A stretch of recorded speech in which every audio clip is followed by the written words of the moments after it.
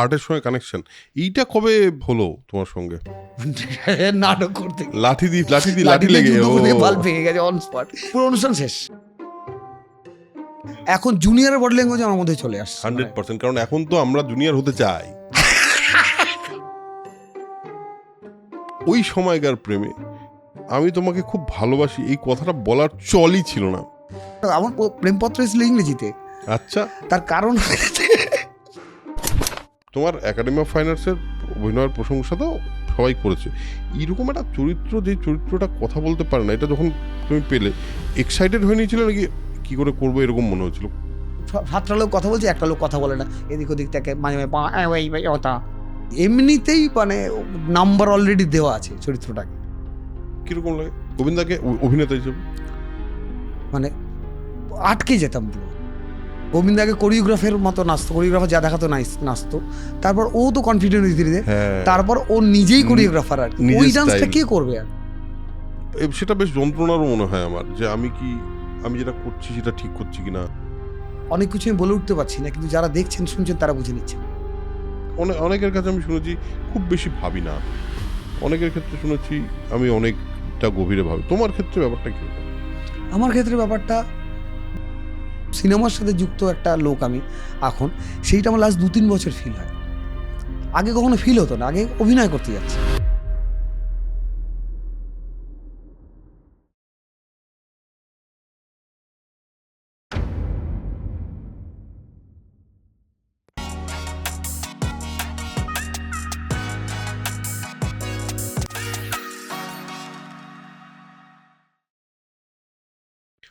So আজকে আমাদের সঙ্গে আছেন অমিত সাহা। অনেক দিন ধরে ভাবছি অমিতের সঙ্গে একটা পডকাস্ট করবো, কারণ আমার অত্যন্ত মানে আপনাদেরও আলাদা করে বলার কিছু নেই কতটা দক্ষ এবং চূড়ান্ত মার্কা অভিনেতা।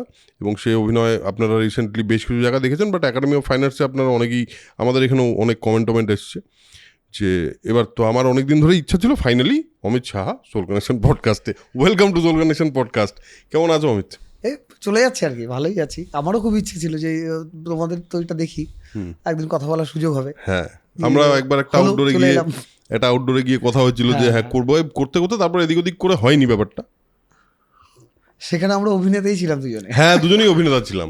এবার আমি জানি না আজকাল কেন জানি আমাকে অভিনয়ের জন্য ডাকছিল। তাহলে করো, মজা পাও তো অভিনয় করতে?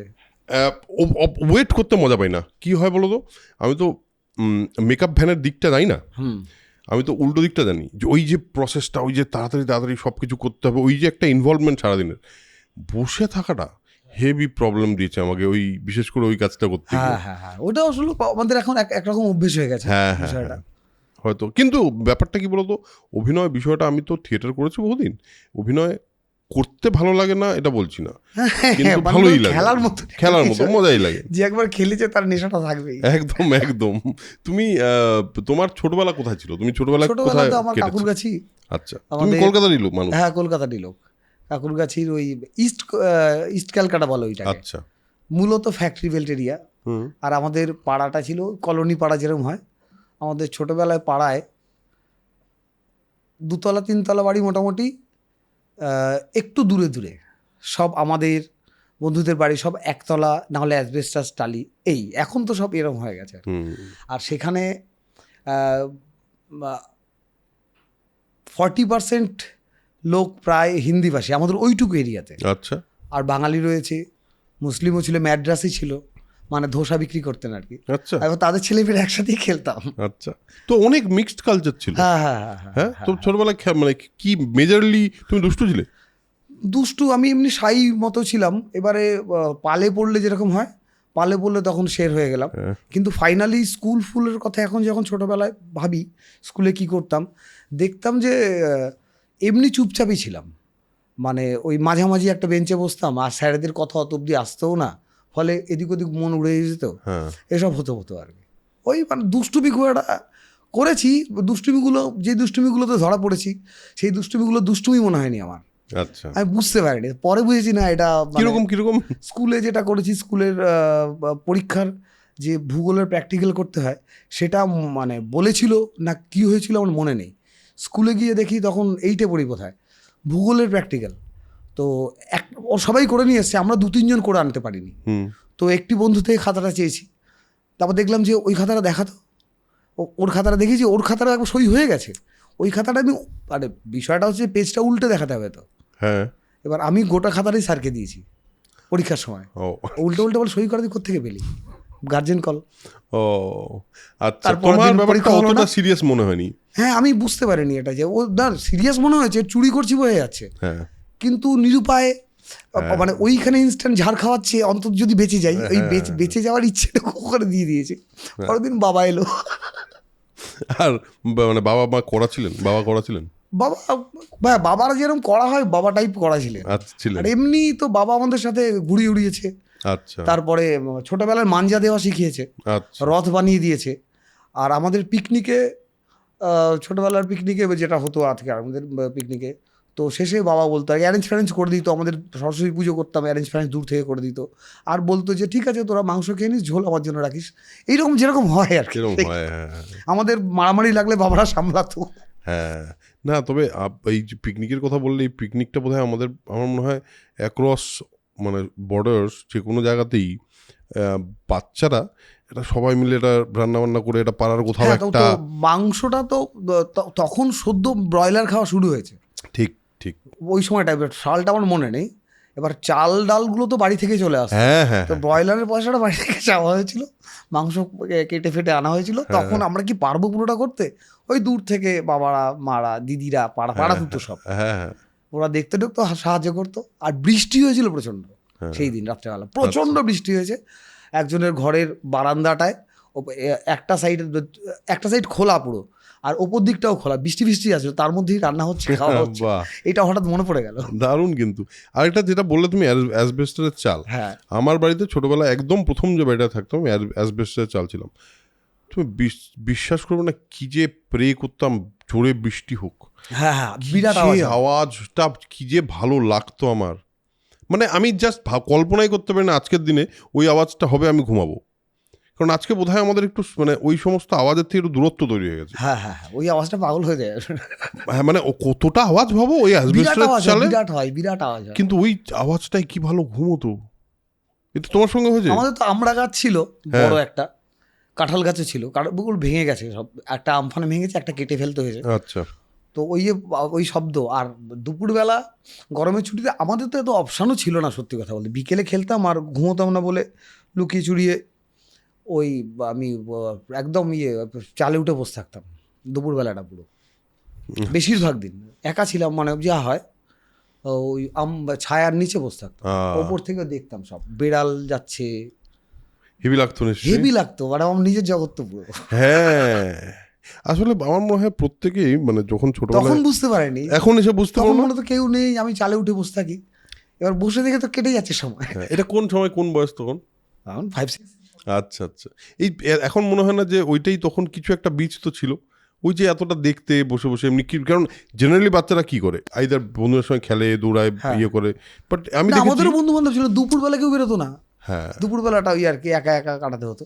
আর মাঝে মধ্যে এক বন্ধুর বাড়িতে যাই, ওদের বাড়িতে অনেকটা জায়গা ছিল, আচ্ছা, ওদের বাড়িতেই আমাদের ওটা ছিল, আমাদের পাড়াটাতে আমার এক বন্ধুর বাড়িতে অনেকটা জায়গা, ওদের বাড়ির যে কোনো অনুষ্ঠানে আমাদের, মানে দিদির বিয়ে হবে, আমরা মোটামুটি 7 দিন থেকে ওখানে আড্ডা কেটে দিলাম, হুম, ওর বাড়িতে, ওদের বাড়িতেই মানে সময়টা কাটতো আর কি, ওর বাবা মা আমাদের বাচ্চা কাচ্চাদের খুব পছন্দ করতো, তো ওইখানেই কাটতো সময় আমাদের।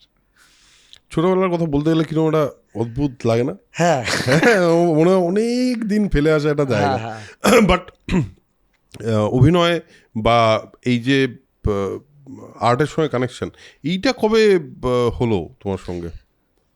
এইটা না মানে আগে ভাবতাম যে হয়তো কলেজে পড়ার সময় থিয়েটার করা শুরু করি তখন হয়, এখন আবার মনে হয় যে ওই যে পিকনিক করছি, হুম, পিকনিকের পরে পরেই ওই যে পাড়ায় যে রবীন্দ্র জয়ন্তী হয়, হ্যাঁ হ্যাঁ, আমাদের পাড়াতেও রবীন্দ্র জয়ন্তী হতো, সেটা ইরেগুলার ছিল, হুম, আমার জেঠু 2-1বার খুব ছোট 2-1বার চেষ্টা করেছিল, তারপর জেঠু আর চেষ্টা করেনি, তারপর কি করে একটা যেন রব উঠলো, তাহলে আমরা করি, তখন ছোট, এবার রবীন্দ্রনাথের ব্যাটারি, তারপরে টুল, তারপর ছোট চৌকি সব একসাথে সেট করে বড়রা করে দিত, গ্যাটিস ফ্যাটিস দিয়ে রেডি করে দিয়ে, এবার আমরা দেখেছি রবীন্দ্রনাথের ছবি লাগায়, এবার সমস্ত পাড়ার একটু বাইরে গেলে দেখতে সুন্দর সুন্দর ছবি, আমার ছবি পাচ্ছি না, তখন স্কুলে ওই প্লাস্টার প্যারিসের কাজ করানো হতো, হ্যাঁ হ্যাঁ হ্যাঁ, একটা ছবি দিয়ে ওপরে প্লাস্টার প্যারিস গুলে দিয়ে দাও। ঠিক ঠিক। তো সেইখান থেকে রবীন্দ্রনাথের একটা প্লাস্টার প্যারিসের ছবি টাঙিয়ে দেওয়া হলো। ও, কিন্তু নাটক কী হবে এবং রবীন্দ্রনাথ যে করা হবে তখন দিনের দিন ঠিক হচ্ছে। সকালবেলা আগের দিন রাত্রে কথা হলো কি না হলো ওরকম প্ল্যান ছিল না, এই আজকে রবীন্দ্র জয়ন্তী বলে, কিন্তু কী নাটক করবো একদম শুরু করেছি আমরা যখন, তখন আমাদের তখন লোভদম্ভ বলে একটি গল্প ছিল, সেইখানে ডাকাত দলের সাথে মারামারি ছিল। তো একজন রবীন্দ্রনাথের কি বই নিয়ে এসছে একটা ছোটো একটা গল্প, আমাদের বিশেষ পছন্দ হয়নি, তো ডাকাতের গল্পটাই আমরা করেছিলাম ওখানটায়। এবং ডাকাতের গল্প করতে গিয়ে যেটা হয়েছিল, রিহার্সাল তো হয়নি, সকাল থেকে আমরা স্টেজ বাঁধছি, এইবারে একবার রিহার্সালের প্রয়োজন ওটাও বোধ করিনি, একবার ওই বইটা হাতে নিয়ে এই তুই ওইটাও বলতে পারিনি, আচ্ছা এখান থেকে ডাকা যাবে, এখান থেকে ডাকা যাবে, মারামারি হবে, জাস্ট এইটুকুই।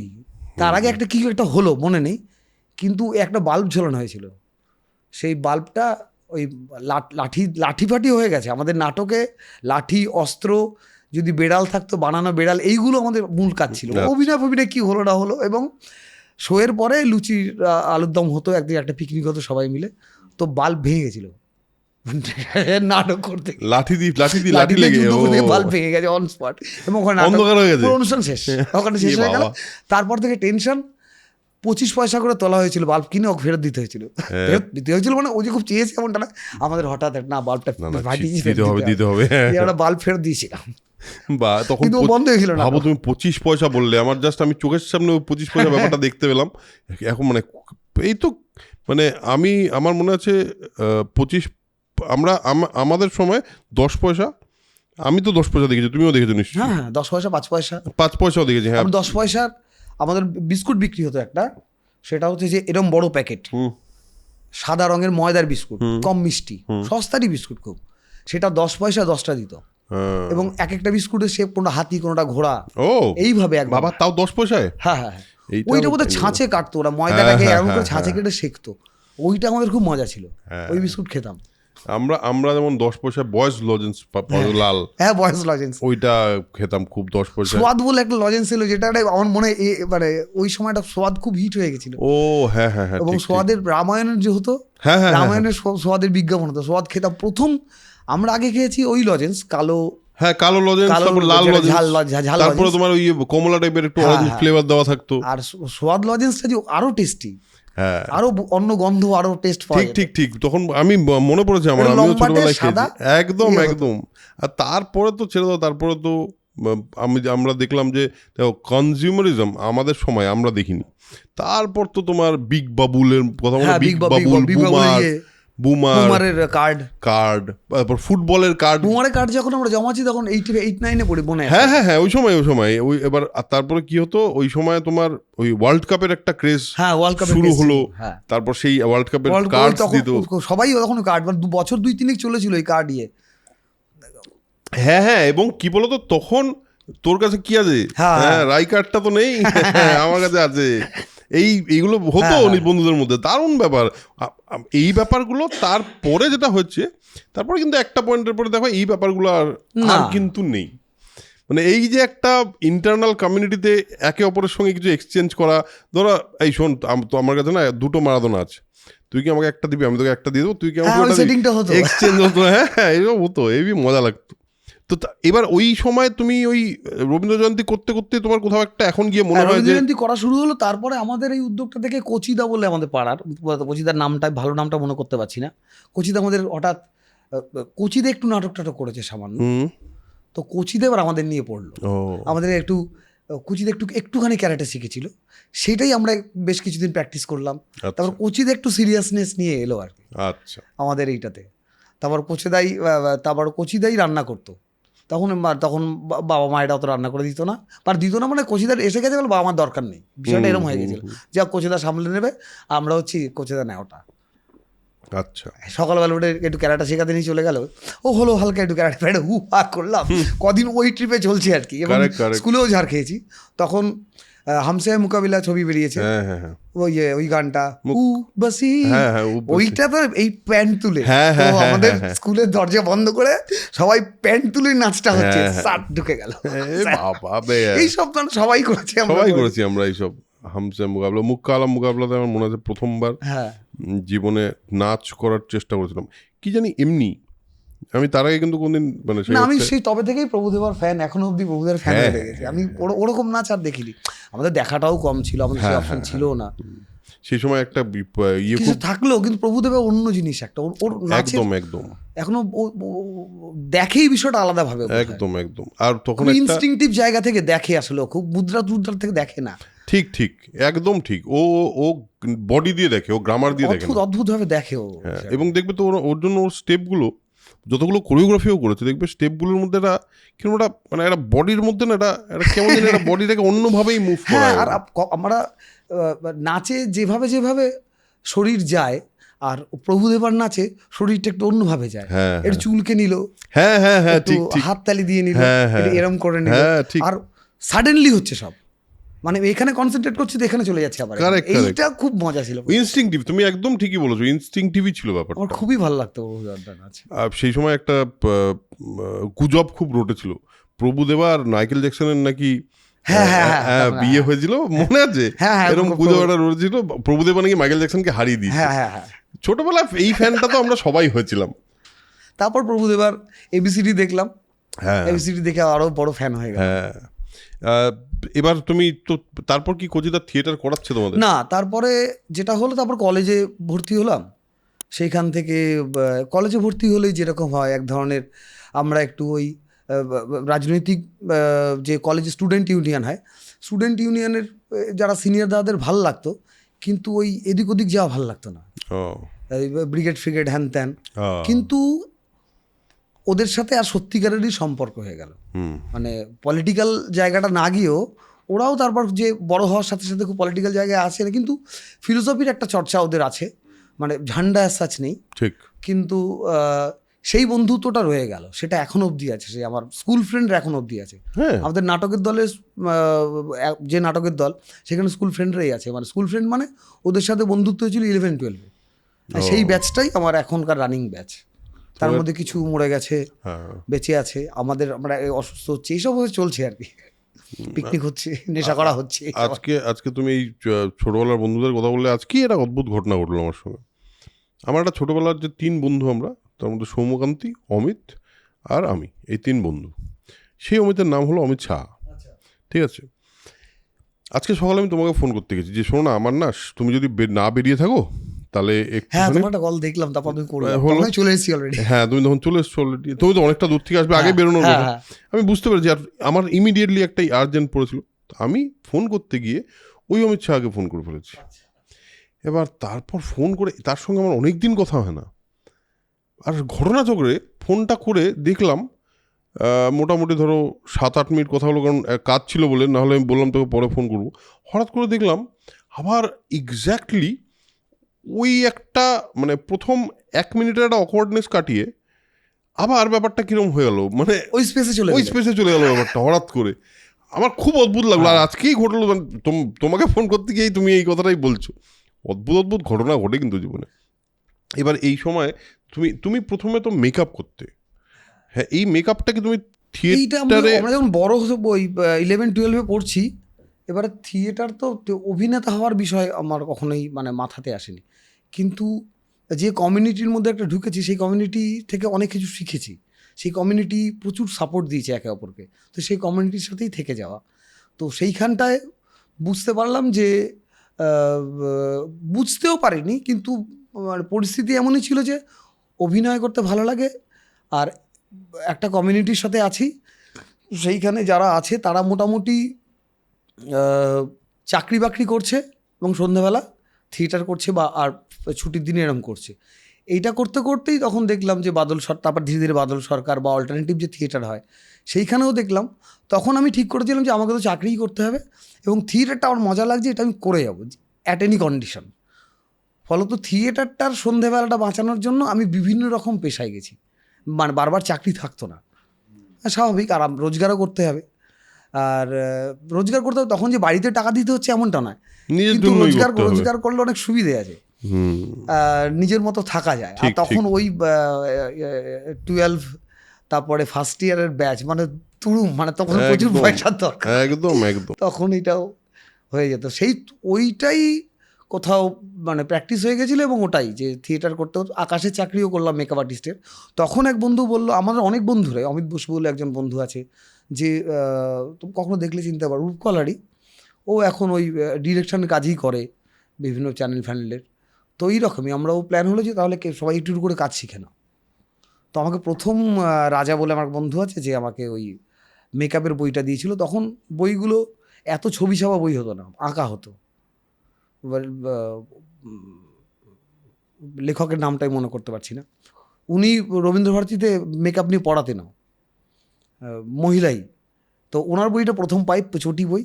তারপর খুব যে ইন্টারেস্ট পেয়েছি এমনটা না, কিন্তু দেখলাম একটা অন্যরকম বই। তারপর প্রয়োজনও ছিল টাকার, যে বললো তুই আকাশে চলায়। আর মেকআপ বলতে পাড়ায় ট্যাবলো সাজানো, আর নাটকের একটু গোফ গোফ মানে তুলো ফুলো দিয়ে গোফ লাগানো, অত কিছু না, পাউডার দিয়ে চুল করে, এগুলো দেখতে দেখতে শিখে গেছিলাম। তারপরে মানিক বণিকের সঙ্গে আলাপ করিয়ে দেয় আমার বন্ধু আকাশে। তো মানিক তো আমাকে দেখে বুঝে গেছে খুব একটা জানে না, কিন্তু মজা হচ্ছে কাজে ঢোকার আগের 1.5-2 মাস অন্তত মানিকদা আমাকে 4-5 দিন টাইম দিয়েছেন। সেক্টর 5-এ চলে যেতাম, মুখ আঁকা শেখাতেন। এবার আমি যেন আঁকতেই পারতাম না, 2-3 দিন বুঝে মানিকদা বুঝে গেছে, তারপরে আর সময়। কিন্তু এই সিরিয়াসনেসটা ছিল। মুখ আঁকা শেখাতেন? হ্যাঁ, ওই জাইগোমেটিক আর্চ, টেম্পোরাল ফোসা, এইগুলো আমি সব বলতেও পারবো না। তখন উনি এইভাবে আমাকে শিখিয়েছিলেন। তারপরে বললেন যে রুনু দত্ত আছে, রবীন্দ্রভারতীতে পড়াতেন তখন, উনি আলাদা করে, এখন তো প্রচুর মেকআপের ইনস্টিটিউট হয়েছে, ধনঠনিয়া কালীবাড়িতে একটা ছোট্ট লম্বা 1 চিলতে ঘর, সেইখানে লাইট লাগানো, সেইখানে প্রথম বোধহয় আমি 250-300 টাকার গণেশ মেকআপ কিট নিজে কিনে বলে দিয়েছিল, সেইগুলো নিয়ে মেকআপ শেখা শুরু হয়।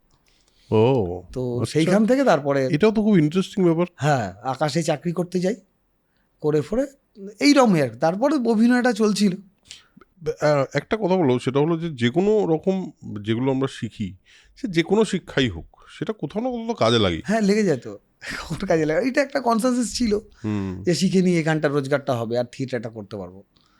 তারপরে করলাম, সবচেয়ে বেশি দিন চাকরি করেছি আকাশে, বোধহয় 6-7 বছর চাকরি করেছি।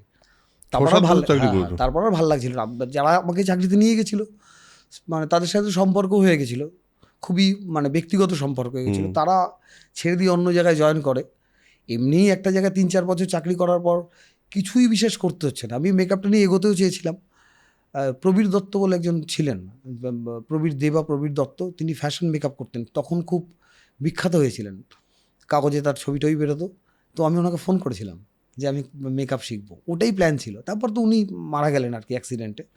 তারপরে আবার এখানে এলাম, তারপর সব মিলে সেই আর্টসটা ছিল না, থাকলে হয়তো মেকআপ আর্টিস্টই হতাম। আর অভিনয় করবে ফুল টাইম, এই মেকআপ করছো, এই সময় তো পাশাপাশি থিয়েটারও করছো? হ্যাঁ, পাশাপাশি থিয়েটারে করছি। আকাশে জয়েন করার পর বন্ধুরা কলায় গেল, অমিত গেল, তারপর প্রদীপ্ত গেল। প্রদীপ্ত তোমার আগেরই বন্ধু? হ্যাঁ, মানে প্রদীপ্তর সঙ্গে ওই সময় 2002-3 সালে আলাপ হয়েছে। আচ্ছা আচ্ছা। ওরাও কাজ শিখছে, আমিও ওদের সঙ্গে থাকতাম, থাকতে থাকতে মানে অভিনয় করতাম। ওইখানটা একটুখানি লোভ হলো আর কি, যে সিনেমা দেখা যাচ্ছে, এবং টাকা প্রথম রূপকলা কেন্দ্র থেকে পেয়েছিলাম। আচ্ছা। হ্যাঁ, 300 টাকা না কত করে পেয়েছিলাম 5 দিন কাজ করে, এবং ওটা আমি দেখিনি কখনো। আমি জানতামও না, তখন সৌমেন্দ্ররাকে চিনতামও না। রূপকলার প্রথম শুটিংয়ে গেছি, দেখি যে অনেক লোক, আর তুমি কি খেতে চাও সেটা জিজ্ঞেস করছে, আর খাবার রাখা আছে। স্টুফু 9 মাসে 6 মাসে একবার জুটতে, এই চিকেন স্টুফু রাখা আছে, মাংস, ডিম, মাছ। তারপরে সৌমেন্দুর, উনি একটা বয়স্ক লোক, একটু গম্ভীর প্রকৃতির, ঘুরছেন। তো আমাকে একজন বললো, তো ও বললো সৌমেন্দু রায়, সত্যজিৎ রায়।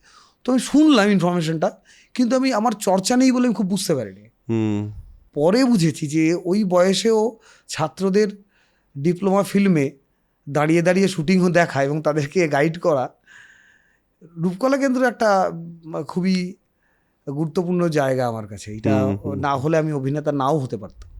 তাই নাকি? হ্যাঁ, অভিনেতা থিয়েটার করতাম, কিন্তু সিনেমায় হয়তো সুযোগ পেতে আমার আরও দেরি হতো। রূপকলা সিনেমায় অভিনয় করার সুযোগ দেয়, রোজগার বন্দোবস্ত হয়, এবং লোকে চেনে, এবং ওই যে বাহবার গল্প থাকে, ভালো খারাপের ব্যাপার না, সিনেমা দেখা গেলেই লোকের ভালো লাগে। সেই জায়গা থেকে ওর একটা লোভ হলো, কিন্তু তবুও সে লোকটা সব বরণ করছিলাম, মূলত চাকরিটার করতে ভালো লাগছিল না বলে তখন চাকরিটা ছেড়ে দিলাম। তখন আর কি করব, তখন টুকটাক অভিনয় করি, তখন ওই অভিনয় করলাম। আর চাকরিতে PF ছিল, তার একটা কিছু টাকা ছিল, তখন আমি বিয়ে থা করে ফেলেছি, বাচ্চাও হয়ে গেছে যখন চাকরি ছাড়ি। তো ওইটা দিয়ে টেনে টুনে বছর দেড়েক চালালাম। বন্ধুরা প্রচুর হেল্প করছে টাকা ফাঁকা দিয়ে, কেউ 20,000 টাকা, কেউ 30,000 টাকা টাকা না ফাঁকা দিয়ে দিয়েছে। তারপর সেটাকে আমি শোধ করছি 1.5 বছর 2 বছর পরে, কাউকে 3 বছর পরে। এইটা ছিল, এটা এখনও আছে। মানে একটু আর ওই ব্যাচে মেলামেশা হয় না, ওই বয়সে ছেলেদের সব কম মেলামেশা হয় বলে জানি না। কিন্তু আমার ধারণা, আমি এই রিসেন্ট গতকালই ফিরেছি তীর্থদাদের যে মেলা হয়, মেজো মেলা, ছোট মেলা, অনেকগুলো লোককে নিয়ে।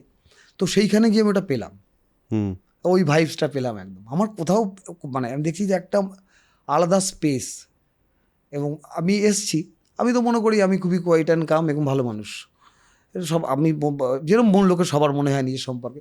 কিন্তু তারপরে এই জায়গাগুলোতে দেখলে বোঝা যাচ্ছে যে এখনও ওই যে স্পেসটা আছে, ওই স্পেসটাতে ঢুকতে গেলে একটু দাঁড়াতে হয়। হ্যাঁ, দাঁড়াতে হয়, একটু দেখে ফট করে ঢোকা যায় না সব জায়গায়। ঠিক। ঢুকে গেলে তার প্রতি যে গলাটা আবার ফেসে গেছে, বিরাট চেঁচামেচি করছি, বৃষ্টিতে ভিজেছি সবার সাথে। কোথায় হচ্ছে এইটা হচ্ছে এই সেতে একটা নার্সারি আছে দারুণ, রানাঘাটে, উপেন নার্সারি। ওই ভদ্রলোকও খুব ইন্টারেস্টিং, দীপেন্দু বিশ্বাস। উনি রান্দিকার অনেক আগে থিয়েটার করতেন, থিয়েটার ভালোবাসেন। রানাঘাটে ওনার বড় একটা নার্সারি আছে, তার সঙ্গে স্টেজ বানিয়ে দিয়েছেন একটা, সেইখানে ফেস্টিভ্যাল হয়। উনি গৌতম হালদারদের খুবই একসময়ের বন্ধু। তো ওনার ওই স্পেসটা আমাদেরকে ফ্রিতেই মানে ব্যবহার করার জন্য দিয়েছেন। আমাদের অভ্যেস হচ্ছে এই মেলাগুলোতে বেডিং, মানে যার যা ইয়ে আছে বেডিং নিয়ে থালা বাসন নিয়ে যেতে হয়। তারপর দেখলাম প্রথমবার কি অবাক হয়েছি যে থাকার জন্য দারুণ ঘর পাওয়া গেছে, এসি ফেসি আছে। তো সেইগুলো এসি আমাদের দরকার পড়েনি বলে চালাইনি, ওখানটায় দরকার পড়লে চালানো যাবে, তো দরকার পড়েও নি, আমরা চালাইনি, ঠান্ডাই ছিল। তো এই মেলাটা বাচ্চাদের নিয়ে হয়। এই মেজো মেলা হচ্ছে এদের এজ গ্রুপ হচ্ছে 20 থেকে একটু বড় হয়ে গেছে যারা। আর শিশু মেলা হচ্ছে 3 থেকে একদম 13-14। এবং এরা কতদিনের হয়? এটা 4 দিনের মেলা ছিল। আচ্ছা, এই মেলাটায় কি হয়? এই শিশু মেলাটা আরও ইন্টারেস্টিং। 250-300 বাচ্চা থাকে। আমি লালনকে ছেলেকে নিয়ে গেছিলাম। তো থালা ফালা বাড়ি থেকে নিয়ে যেতে হয়, আর সবার নিজের বিছানা নিজেকে করতে হয়। একদম গুঁড়ি তাকে হেল্প করা হয়, কিন্তু গুঁড়িগুলো না ও শুরু করে দেয়। আর দেখলাম ওইখানে গিয়ে দেখলাম যে ছোটদের একটু জ্ঞান ফ্যান দেওয়া হচ্ছে, ওদের কাজ দিয়ে দিলে বেটার হয়। হ্যাঁ, মানে ওরা কাজ করতে ইনভলভ হয়ে গেলে ভালো লাগে। আমাদের দলের পিকনিকে যে কখনো দলের পিকনিক তো ওভাবে হয় না, একটা আমাদের বন্ধু বান্ধব যারা আছে, আমাদের দলকে তো শুধু একটারা বাঁচিয়ে রাখেনি। এখানে লোকে এসে ও ধীরে ধীরে অভিনয়টা শিখছে বা আরও শিখবে। কিন্তু ওই বন্ধু বান্ধব কমিউনিটি পিকনিকে যাই, তখন আমরা ওইগুলো এই তীর্থ শিখেছি। চলো মাছ ধরতে যাওয়া হবে, একজন কাউকে ফিট করা হলো, মাছ তো 2-3টে উঠেছে, সবাই মিলে ছিপি বানিয়ে পিকনিকের দিন মাছ ধরতে চলে গেলাম। বড়রা এদের না রান্না বান্নার কাজ করছে। এইটা কিন্তু আর কালকে যখন আমরা বেরোলাম, রান্নাবান্না নিজেদের করতে হয়, আমাদের থাকার জন্য রুমগুলো দিয়েছিলেন, রুমগুলো যে অবস্থায় ছিল সেই অবস্থায় ফেরত। এইটা চট করে তো দেখা যায়, এটা দেখা যায় না, সত্যি দেখা যায় না। মানে ধরো কোথাও গিয়ে থাকলাম আমরা, মানে হোটেল বলো লজ বলো যে কোনো জায়গায়, সেখানে গিয়ে আমরা পয়সা রিলেশন থাকলে খাওয়া মুশকিল, কিন্তু এইখানে ব্যাপারটা আলাদা। তখন আমি তো টাকা দিয়েছি, আমি কেন পরিষ্কার করবো? ঠিক ঠিক। ও হয়তো কম টাকা নিলে বা অন্য অ্যাডজাস্টমেন্টে গেলে আমি পরিষ্কার করে দিতাম। যে থাকো ভাই, এইটুকু খরচা এটা দাও, তো নিয়ে ঠিকই ঠিক যেরকম আছে সেরকম করে দিয়ে চলে যাও। এটা করা যায়, এটা করে করা যায়, মানে সাস্টেন করা যায়। হ্যাঁ অবশ্যই। তবে এই উদ্যোগটা কিন্তু মারাত্মক। এই মানে যিনি করেন, কি নাম না? তীর্থঙ্কর চন্দ্র, খুব ইন্টারেস্টিং একটা কাজ। হ্যাঁ, এবং উনি দীর্ঘদিন ধরে থিয়েটার সাথে যেহেতু আসামের মানুষ, দীর্ঘদিন ধরে কাজ করছেন। বেশিরভাগ মানুষই জানে না যে 25-30 বছর ধরে একটা মেলা হয়, বিভিন্ন স্কুলে খুলে হয়। উনিও সেটা খুব একটা জানাতে আলাদা করে চান না, তো উনি ওনার মতো করে করছেন স্লো মোডে। হ্যাঁ, স্লো মোড ওনার কাছে খুব ইম্পর্টেন্ট। তো স্লো মোডে থাকাটা, যদি আনন্দ পাওয়া যায়, একটু কষ্ট করতে হবে, একটু স্ট্রেংথ লাগে। মজা পেলে তাহলে তো একটু খাটতে হবে। হ্যাঁ, একটা কথা বলো, তোমার এই ধরো তুমি অভিনয় করছো, প্রত্যেকটা মানুষের তো একটা নিজস্ব ইন্টারনাল জার্নি থাকে। মানে বাইরের জার্নিটা তো দেখতে পায় লোকে, যেটা আমি এই কাজটা করলাম, তারপর সিনেমায় কাজ পেলাম, তারপর তোমার তো আস্তে আস্তে তোমাকে অডিয়েন্সও চেনা শুরু করলো, আস্তে আস্তে ভালো অভিনেতা হিসেবে আইডেন্টিফাই করা শুরু করলো ইন্ডাস্ট্রির বাইরে। মানে ইন্ডাস্ট্রি তো আগেই করেছে, তারপরে তোমাকে অডিয়েন্স আইডেন্টিফাই করা শুরু করলো। কিন্তু সেটা মানে দেখে মূলত কলকাতা এবং শহর এরিয়ার লোকজনই, মূলত যারা যারা জিনিস পৌঁছয় তারা, যাদের কাছে পৌঁছয়, কারণ এখন পৌঁছানোর নেটওয়ার্কটাই যেহেতু কম, যেটা প্রদীপ্ত নথরের ভেলার ক্ষেত্রে করছে, ও বারবার অন্যান্য বিভিন্ন জায়গায় প্রত্যন্ত জায়গায় পৌঁছে যাচ্ছে, লোকজনকে দেখাচ্ছে, সেটা আমার মনে হয় এটার অভ্যেসটাই তো মানুষের চলে গেছে। হ্যাঁ, সেটা তো একটা প্রবলেমই, কিন্তু আমি বলছি তবু মানুষ তোমার এটা তো হলো একটা বেসিক, এখন তুমি কাজ করে যাচ্ছ অনেক অনেকগুলো জায়গায়, মনে হচ্ছে এইটা অমিতকে ছাড়া হবে না, এরকম জিনিস হয়। এবার কোন সময় অভিনয়টা তোমাকে ভেতরে একটু যন্ত্রণা দেওয়া শুরু করলো? কারণ যন্ত্রণা তো থাকবেই অভিনয় করতে গেলে, আমি বলছি বাইরেরটা না, ধরো অভিনয় করতে আমার ক্ষেত্রে যেমন, আমি একটা সময় যখন সিনেমা বানাবো বলে কলকাতায় এসেছিলাম, একটা সময় তো ছিল যেখানে মনে হচ্ছিল আর বোধহয় পারবো না, আবার একটা নতুন করে মোটিভেট করে নিজেকে, আবার একটা পয়েন্ট এসেছিল আর বোধহয় পারবো না। এটা তো চলতেই থাকে আমাদের, সারাক্ষণ চলতে থাকে। এটা তো একটা ইন্টারনাল, এটা তো একটা এক্সটার্নাল স্ট্রাগল, যেখানে টাকা নেই বস, চলতে হবে জীবনে, এইটা তো একটা আছেই। কিন্তু এর বাইরে এখনো আছে, এটা সবসময় থাকবে, কারণ একজন আর্টিস্ট, খরচ তো বেড়ে গেছে। হ্যাঁ, আর্ট প্র্যাকটিশনার, সে তো আর্টটাই, নিজের আর্টটা কাউকে দিয়ে সে টাকা চাইবে, সেই ক্ষেত্রে এই স্ট্রাগলটা তো থাকবেই, এই লড়াই তো থাকবেই। আমি বলছি তার বাইরে অভিনেতার তো একটা নিজস্ব ইন্টারনাল লড়াই থাকে, সেটা বেশ যন্ত্রণারও মনে হয় আমার, যে আমি যেটা করছি সেটা ঠিক করছি কিনা, বা যত বেশি আস্তে আস্তে ভেতরে ঢোকা যায় তত বেশি মনে হয় জানি না, তত বেশি মনে হয় এইটা কোন সময় থেকে তোমার অ্যাকচুয়ালি শুরু হয়েছে? প্রথম দিকে তো হয়নি বোধহয়। হ্যাঁ, এটা খুব বেশি দিন শুরু হয়েছে এমনটা না, বছর 2-3 তাই বছর 2-3 শুরু হয়েছে এটা। আমার মনে হয় একটা বয়সের পরে গিয়েই হয় না। হ্যাঁ, তারপরে শুধু বয়সের পরে হয় না, পেরিফেরিটা খুব ডিপেন্ড করে। এটা স্ট্রংলি এই আমাদের মূলত যে আমাদের বন্ধু বান্ধব যারা ছবি করা, তারা পরিচালক অভিনেতা, তার সাথে তার চেয়ে তাদের পরিচয় অনেক বেশি বন্ধু আর কি, এবং তাদের জীবন কিভাবে যাপন করে। এবার লোকে তো 4টে কথা বলে, আমি এখানে বলছি 4টে কথা, আর অনেক কিছু আমি বলে উঠতে পারছি না, কিন্তু যারা দেখছেন শুনছেন তারা বুঝে নিচ্ছেন, যেখানে আমার কোনো কনসাস এফার্ট নেই। ঠিক, এইটা তো প্রথমে জানতাম যে সবই আমি পারছি, সবই জানছি, এইটা ওদের সাথে মিশতে মিশতেই শিখেছি যে খানিকটা একটা প্ল্যান আমার আছে, এই প্ল্যান ধরে আমি এগোতে পারি, তারপরে আর অনেক কিছু ঘটবে, সেগুলো অ্যালাউ করতে করতে যাও, তোমার জীবনে যা যা ঘটবে তুমি সেটাকে অ্যাকসেপ্ট করা এবং অ্যালাউ করা, বা রিজেক্ট যাই করি অ্যালাউ করতে হবে, কিছু করার নেই, আমি আগে রিজিট হয়ে থাকতে পারবো। এইগুলো ওদের সাথে বা তোমাদের মতো মানুষ যারা একটু অন্যরকমভাবে ভাবো, এবার এটা এত আন্ডারলাইন করে বলতে চাইছি না, তোমরা তোমাদের কাজ করো, সবাই প্রদীপ্ত সবাই সমান্ত কাজ করছে, এই মানুষগুলোর সংস্পর্শই মিশছি, কিন্তু আমি মিশছি, ওরা যে কথা বলছে শুনছি, তারপর ওরা যে কথা বলছে না সেটাও আমি শুনছি এবং দেখছি, একই সাথে এটা চলে। এটা এই লোকগুলোর সাথে মেলামেশা করা বা ওই কলেজ লাইফে সেই সিনিয়রগুলো সাহায্য পাওয়া, তখন বুঝতে পারিনি, তো সেইটা একটা কোথাও ফর্ম চেঞ্জ হয়ে রয়ে গেছে, ওই এনার্জিটা, সেটা একটা ইয়ে করে। কোথাও গিয়ে আমার মনে হয় আমাদের ভেতরে যে পুরনো যেগুলো, ধরো একটা কথা কোথাও শুনেছিলাম, হঠাৎ করে একদিন মনে হলো আচ্ছা এই কথাটার ওটা, এরকম হয়, কিন্তু হ্যাঁ এটা হয়, নতুন করে আবিষ্কার করা হয়। হ্যাঁ, আরেকটা জিনিস তুমি যেটা বললে যে না বলা কথা শুনে নেওয়া, এইটা আমি তো অ্যাকচুয়ালি খুবই বেশি কানেক্ট করতে পারছি, তার কারণ 2-3 জন চূড়ান্ত মাপের মানুষের সঙ্গে আমার পডকাস্ট করার সবাই বিরাট মাপেরই মানুষ আমি তাই ভাবি তাদেরকে, কিন্তু আমি বলছি যাদের মধ্যে একটা দৈব ব্যাপার আছে, এরকম কিছু মানুষের সঙ্গেও আমি একটু কথা বলার সুযোগ পেয়েছি। তার মধ্যে পণ্ডিত কুমার বোস আছেন, পণ্ডিত, তোমার তো বিষয়ও পডকাস্টের বিষয়ও তো বিবিধ, কারেক্ট। এবার পণ্ডিত স্বপন চৌধুরী আছেন, যেটা মিউজিকের, হৈমন্তী শুক্লার সঙ্গে একটা এপিসোড করল। এইসবগুলো করার পরে যে কুমার বোসের পণ্ডিত গুরুজির এপিসোডটা করতে গিয়ে আমি একটা জিনিস রিয়েলাইজ করলাম, আমি তাকিয়ে আছি লোকটার দিকে, মানুষটা আমাকে একটা কথা বলছে, সেটা আমি শুনছি, কিন্তু তার বাইরে আমি কিছুটা শুনতে পাচ্ছি। উনি বলেছেন মিউজিক ইজ সাইলেন্স, ঠিক আছে? এবার মিউজিক ইজ সাইলেন্স, এই কথাটা তো একটা আমার ভেতরে একটা ঢুকলো, একটা ভাবনার জন্ম দিল, বাট আমি অ্যাকচুয়ালি বুঝে গেলাম কেন জানি উনি কি বলতে চাইলেন, কোথা থেকে বুঝলাম কেন বুঝলাম আমি জানি না। হ্যাঁ জানি না, আমার তুই তোমার মতো করে আবার কখনো কখনো রিভিজিট হয়ে যায়, অভিনয় রিভিজিট, যে অভিনয়গুলো তখন এমনি ঠিক ঠিক, এটা কিন্তু একটা বড় ব্যাপার। আমি তারপরে এই দেখে দারুণ দারুণ সব অভিনেতা অভিনেত্রী আছে, এগুলোকে বেশি বয়সে একটু মানে বুঝতে তোমার পেরেছি। গোবিন্দাকে কিরকম লাগে, গোবিন্দাকে অভিনেতা হিসেবে?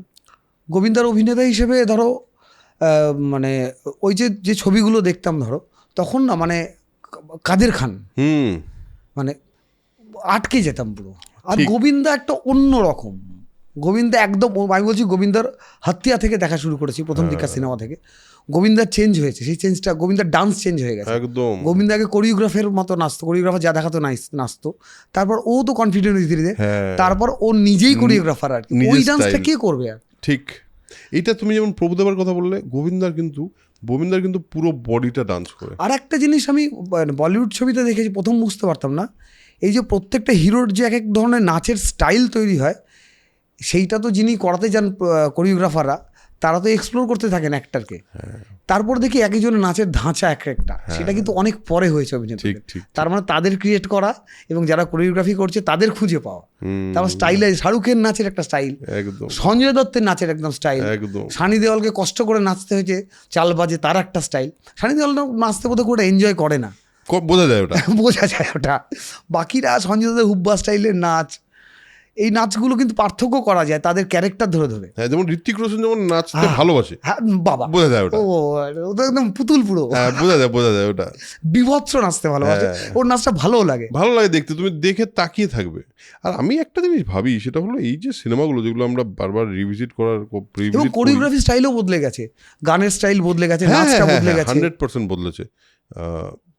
আমি যখন দেখি পুরোনো সিনেমা, তুমি যখন রিভিজিট হয় না, হ্যাঁ তাই রিভিজিট করতে গিয়ে এখনকার জায়গা থেকে পয়েন্ট অফ ভিউ থেকে দেখি কি অভিনয়। সেদিন হিরো নাম্বার 1 দেখছিলাম, ঠিক আছে, বাবরচিরি একটা হিরো নাম্বার 1 দেখছি আমি, মানে কাদের খানকে জেনারেলি লোকে বিরাট অ্যাক্টর হিসেবে কিন্তু নম্বর দেয় না, না যাই হোক, হ্যাঁ জেনারেলি দেয় না কিন্তু, হ্যাঁ ঠিক আছে, কাদের খান উনি ডায়লগ রাইটার হিসেবে বেশি, মানে অন্য ইন্ডাস্ট্রিতে অন্তত বেশি নাম্বার পান। তা আমি দেখছি কিছু কিছু জায়গায় কি অভিনয় করেছে লোকটা, তখন তো সংলাপ নির্ভরতা অনেক বেশি, হ্যাঁ, এবার ওই সংলাপটা যখন বলছে আমরা সংলাপটা শুনছি তখন, হ্যাঁ, এবং তাকিয়ে থাকছে, এঙ্গেজ করে রাখছে। আর তখন এই যে ফিল্ম মেকিংয়ের ক্ষেত্রে লোকে বলে, অভিনেতাদের ক্ষেত্রে লোকে বলে টেকনিক্যালিটিস, সেই হাবি জাবি, কোনো টেকনিক্যালিটিসের ধারণা কি। আমজাদ খান যেমন আমার খুব প্রিয় অভিনেতাদের একজন, আমজাদ খানের টিপিক্যাল কিছু ছবি দেখে ফেলেছি আমি। এক তো তখন ছোটবেলায় লাভ স্টোরি বলতে কুমার গৌরব, আর একটা কে ছিল, হ্যাঁ, সেইখানে আমজাদ খানের রোলটা লুড়কা লুড়কি কাহা যা রহে হো, এই আমজাদ খান, ইয়ারানা দেখে চোখ খুলে গেছে, ইয়ারানের বন্ধুত্ব, অত্যন্ত হিরো, কিন্তু ও পাগলখানায় যাওয়ার পরে ওর যে অভিনয়টা আমার এখনো ভাসে, মানে ইমোশনাল করে দিয়েছিল, ও তখন থেকে ভালোবেসে ফেলেছে আমজাদ খানকে। তারপরে আমজাদ খানকে ধীরে ধীরে দারুণ অভিনেতা আমজাদ। সঞ্জীব কুমার, সঞ্জীব কুমার বাপরে, শুধু মানে সঞ্জীব কুমারের সেদিন ওই প্রদীপ্তর বাবার সাথে আড্ডা মারছিলাম, তো উনি একটা ছবির কথা বললেন, সেটা দেখলাম, নাই দিন নাই রাত, 9টা চরিত্র করেছে, এটা দেখিনি, একটা ছবিতে 9টা চরিত্র, ওরা অনেক কিছু করে গেছে আমরা জানি না। হ্যাঁ সত্যি তাই। তারপরে ওই যে জয়া ভাদুরী এবং সঞ্জীব কুমার একসাথে অভিনয় করেছে, বোবা হয়েছিল, কোশিশ, হ্যাঁ ওটা দেখেছি, ও এক্সেপশনাল বাবা। তখন যে দেখছি বুঝতে পারছি না, খুব ওভারওয়েলড হচ্ছি না, কিন্তু আটকে যাচ্ছে কোথাও একটা, আমি আর্টিকুলেট করতে পারছি না, বা এখন বুঝতে পারি, হয়তো এখন গিয়ে তুমি একটু বেটার বুঝতে পারবে, আবার কয়েকদিন পরে আবার একটু অন্যভাবে দেখবো। কিন্তু অ্যাকচুয়ালি আমরা মেজরলি হলো অডিয়েন্স, আমাদের মেজর কাজ হলো এন্টারটেইন হওয়া। তুমি অভিনেতা হিসেবে নিজে অভিনয় করো, কিন্তু তুমি কি অভিনয় যখন করো, তোমার মধ্যে এটা থাকে না যে আচ্ছা আমার মধ্যে তো একটা অডিয়েন্সও আছে, আমার নিজের সঙ্গে তো নিজের একটা হয় যে আমার অডিয়েন্স হিসেবে কোনটা দেখতে ভালো লাগবে, আমি তো সেটাই করবো, তাই না? এই তোমার একাডেমি অফ ফাইন আর্টসের অভিনয়ের প্রশংসা তো সবাই করেছে, এইরকম একটা চরিত্র, যে চরিত্রটা কথা বলতে পারে না, এটা যখন তুমি পেলে, এটা কি তুমি মানে এক্সাইটেড হয়ে নিয়েছিলে নাকি কি করে করবো এরকম মনে হচ্ছিল, কোনটা হয়েছিল? প্রথমে চরিত্রটা যখন জয়ব্রত ওরা বলে, তো যখন যেদিন পড়ে শোনায় SRFTA-তে গিয়ে, তো বললো চরিত্রটা কোনো বোবা। ঠিক আছে চলো পাঠ করতে হবে। এবার এবার পাঠ করতে যাওয়ার মধ্যে দুটোই থাকে, একটা হচ্ছে একটা ভালো পাঠ পাওয়ার ইচ্ছে আর রোজগারের ইচ্ছে। এইখানে তো ইয়ে হয়েছে, কিন্তু পুরোটা শেষ করার পরেই বুঝলাম, তখন আমি একটু বেশ কাজ টাজ করে একটু পাকা পাকাও, এখনও তো একটু পাকা পাকা হয়েছি, আরও একটু পাকা হতে হবে বা কী হবে জানি না, ঘন্টার মাথায়। তো আমি একটা জিনিস বুঝেছিলাম যে সবাই ডায়লগ বলছে, একজন যখন ডায়লগ বলছে না, আমি অথর ব্যাকরোল, আমি কিছু না করলেও লোকে আমাকে দেখবেই, কিচ্ছু করার নেই। এবং আমি একাডেমি ফাইন আর্টে সেটাই দেখলাম, মানে চরিত্রটাই এমনিভাবে লেখক তৈরি করেছে, মানে পরিচালক ওদের বন্ধু বান্ধব মিলে, তো এমনিতেই চোখে পড়ছে। কিচ্ছু 7টা লোক কথা বলছে, একটা লোক কথা বলে না, এদিক ওদিক থেকে মাঝে মাঝে ওটা, তো এমনিতেই মানে নাম্বার অলরেডি দেওয়া আছে চরিত্রটাকে। এবার সেটা পর্দায় যখন দেখছি তোকে ভালো লাগছে। তুমি কি মানে খুব বেশি একটা চরিত্র যখন আসে খুব বেশি ভাবো? একটা ভাবনা থাকে এক এক জায়গায়, আসলে এই ভাবনাটা আসে না যে প্রোডাকশন টিম থেকে। মানে আমি করতে করতে এখন বুঝেছি যে অভিনয় এবং প্রোডাকশন সিস্টেম আমি আর্টিকুলেট করতে পারবো না, যেহেতু একটা অনুভব করছি, এটাকে তো আর রিসার্চের দরকার আছে। অনুভবের জায়গা থেকে বলতে পারি যে প্রোডাকশন টিম খুব ইম্পর্ট্যান্ট একটা জিনিস, খুব ইম্পর্ট্যান্ট একটা জিনিস। ও অ্যাকচুয়ালি প্রোডাকশন টিমই স্পেস ক্রিয়েট করে, যেই স্পেসে একটা লোক স্বাধীন হয় বা কমফর্টেবল ফিল করে, তখন সে এদিক ওদিক যায়। না হলে মানে এগুলোর ক্ষেত্রে যেটা হয়েছে, মানে কোলাবোরেটিভ কাজটাও বুঝতে পারতাম না, নধর করতে গিয়ে কোলাবোরেটিভ কাজ কি হতে পারে সেটা আন্দাজ পেয়েছি, বুঝেছি পুরোটা এমনটা নয়। তো আমার ক্ষেত্রে হয়েছে যে মূলত সিনেমাতেই আমি বেশি অভিনেতা হিসেবে এসেছি, থিয়েটারে আসি, থিয়েটারে মূলত ব্যাকস্টেজই করেছি। আর ওই গার্ড প্যাড পরে বসে থাকতাম 11 বা 12 লোক হয়ে, যখন তখন নামতে হয়। তো সিনেমার যে সিস্টেম, সিনেমা তো মানুষরাই কাজ করে, ফাস্ট সিস্টেমের কিছু মেথোডোলজি আছে, ফাস্ট কাজ করতে গেলে কী করতে হবে সেগুলো সম্পর্কে ধারণা হয়েছে, স্লো মোডের বা কোলাবোরেটিভ কাজ কী করে করতে হবে এর একটু ধারণা তৈরি হয়েছে। এগুলো কিন্তু আমি থিয়েটারে অ্যাপ্লাই করি। মানে কোথা থেকে ইন্ধন আসে সেইটা, মানে সিনেমার যে লোকজনের সাথে আলাপ সালাপ, তাদের কথাবার্তা, তাদের কাজের পদ্ধতি, তাদের অ্যাক্টার হ্যান্ডেলিং, থিয়েটার থেকে তো শিখেইছি, এবং সিনেমার যথেষ্ট প্রভাব এতে আছে। আমি লাস্ট 2-3 বছর আমি কখনো ফিলই করতাম না যে আমি সিনেমা করি বা সিনেমার সঙ্গে যুক্ত, কিন্তু সিনেমার সাথে যুক্ত একটা লোক আমি এখন, সেইটা আমার লাস্ট 2-3 বছর ফিল হয়। আগে কখনো ফিল হতো না, আগে অভিনয় করতে যাচ্ছি, আমি থিয়েটার করে সিনেমা অভিনয় করতে যাচ্ছি, কিন্তু সিনেমা ইটসেলফ একটা দারুণ ব্যাপার, এবং সেখানেও কাজ হয়, থিয়েটারের মতো করে কাজ হয়, সেখানেও জিনিস তৈরি হয়। সেইটা আমি বুঝতে পারিনি, এক কম কাজ করা আর সেই ব্যাচটা না পাওয়া। সৌভাগ্য যে এখনও এরকম কিছু ব্যাচ রয়েছে যে এখানটা বসে আড্ডা মারা যায়, কথা বলা যায়, অদেখাগুলো দেখে ফেলা যায়, সেটাকে অ্যাপ্লাই করা যায়, এইগুলো তো হয়েছে। এবার যখন আমি বলছি চরিত্র আসার সময় মানুষ তো অনেক রকম ভাবনা, হ্যাঁ তুমি জিজ্ঞেস করেছিলে যে ভাবনা ভাবে, এবার এই ভাবনাটা এক একজনের ক্ষেত্রে আমার মনে হয় প্রত্যেকের ক্ষেত্রে আলাদা আলাদাই হওয়া উচিত, এবং তাই বোধহয় হয়। এবার তোমার ক্ষেত্রে এই ভাবনাটা মানে অনেকের কাছে আমি শুনেছি খুব বেশি ভাবি না, আমি অনেকের ক্ষেত্রে শুনেছি আমি অনেকটা গভীরে ভাবি। তোমার ক্ষেত্রে ব্যাপারটা কীরকম? আমার ক্ষেত্রে ব্যাপারটা মানে এখন যেটা হয়েছে সেটা হচ্ছে যে আমাকে তো ডিরেকশন দিয়ে পাঠানো হচ্ছে, জামা কাপড় পরিয়ে দেওয়া হচ্ছে, মেকআপ করিয়ে দেওয়া হচ্ছে, একদম বাইরে থেকে দেখতে যা সেটা তৈরি করেই পাঠাচ্ছে। একটা বেসিক লেভেলের যদি সিরিয়াসনেস বা ওই অ্যাকশন কাটের মাঝে আমি যদি প্রেজেন্ট থাকি, তারপরে সেটাকে কাটাকুটি হবে, কাটাকুটি কোথায় বসবে আমি জানি না, ঠিক, তারপরে সাউন্ড লাগানো হবে, সাউন্ড লাগিয়ে কী হবে যাও জানি না। মানে সিনেমার এখন যেটা দেখেছি, আমি করলাম এক, দেখছি আর এক, করার সময় আমার মনেই হয়নি যে আচ্ছা একটা সিনেমা হচ্ছে, আমরা সবাই একসাথে করছি, কিন্তু এটা এই ইম্প্যাক্ট হবে সিনেমাটা হওয়ার পরে। আমি লাস্ট নধরে বেলা করতে গিয়ে দেখলাম স্ক্রিপ্টটা দিয়েছে, একমাত্র স্ক্রিপ্ট আমি 1.5 ঘন্টায় পড়ে ফেলেছি টানা, তারপরে আরেকদিন পড়েছি আর স্ক্রিপ্ট পড়িনি। স্ক্রিপ্ট পড়ার কীরকম আমার দরকার অনুভব হয়নি, তার প্রদীপ্তর সাথে কথা বলেছি, তাতেই হয়ে গেছে। আর যেহেতু সংলাপ নেই, হ্যাঁ 2-4টে সংলাপ, আমি বলছি বাহ দারুণ ব্যাপার, সংলাপের জন্য আমার স্ক্রিপ্ট আর ঘাটতে হবে না। এবার অথচ স্ক্রিপ্টটা তুমি দুবার পড়ে মোটা আত্মস্থ হয়ে গেছে। হ্যাঁ, এক একটা থাকে মানে ওই স্ক্রিপ্টে অ্যাকচুয়ালি আমরা যে মূল গল্পটা যেটা ছিল, নধরের একটা লোক খোঁজা হচ্ছিল কে হবে, আর আমাদের মধ্যেই কথা হচ্ছে নধর খুঁজতে হবে, আর নধর খুঁজি চলো। তো আমাকে বল তোমার একটা পার্ট আছে, এবার কোন পার্ট আমি জানি না, আর ইন্টারেস্টিং পার্ট আছে। তো আমাদের যেভাবে হয়, মানে প্রদীপ্তর ছবিতে আমি বেড়ালের পার্টও করেছি। আমি ওই ছবিটাতে ছিলাম না, গল্প হলো স্বপ্ন, সত্যি হলেও গল্প, ঋত্বিক, তারপর কৌশিক রায়, সবাই মিলে অভিনয় করেছিল, এটা ছিলাম না তখন, আমার কাজ করার কথা ছিল কৌশিকের পার্টটা। তো আমি ছিলাম না, নাটক করতে চলে গেছি, আর নাটক করে চলে এসেছি, তখন শুটিং হচ্ছে, আমি শুটিংয়ের দিন চলে গেছি, আর তা পার্ট তো করা হলো না আমার। বলছি এখানে বেড়াল, যে ঋত্বিক যার ছবি আঁকে, তোমার ছবি বেড়াল আঁকলো, তুমি বেড়াল হয়ে যাবে। তো এরকম ছবিতে বেড়ালের মতো হেঁটে গেছি, মানে এইরকমও হয়েছে আর কি আমাদের এই কাজগুলোতে। তো আর্টিস্ট খুঁজতে খুঁজতে খুঁজতে খুঁজতে তারপরে একটা সময় পর বললো যে যখন আর্টিস্ট খোঁজে হবে স্ক্রিপ্টটা তো পড়ে নিতে হবে, আমি টাইম পাইনি। তো সেই দিন একটা থিয়েটার ফেস্টিভ্যাল ছিল যাদবপুরে, ওরা করে প্রত্যেক বছর, সেইখানে যাচ্ছি, তখন ট্যাক্সিতে যাওয়ার সময় স্ক্রিপ্টটা বাড়িতে কাকুরগাছি থেকে যাদবপুর আসার মধ্যে স্ক্রিপ্টটা পড়ে ফেলি। এত ফাস্ট প্রথম আমি কোনো স্ক্রিপ্ট পড়ি।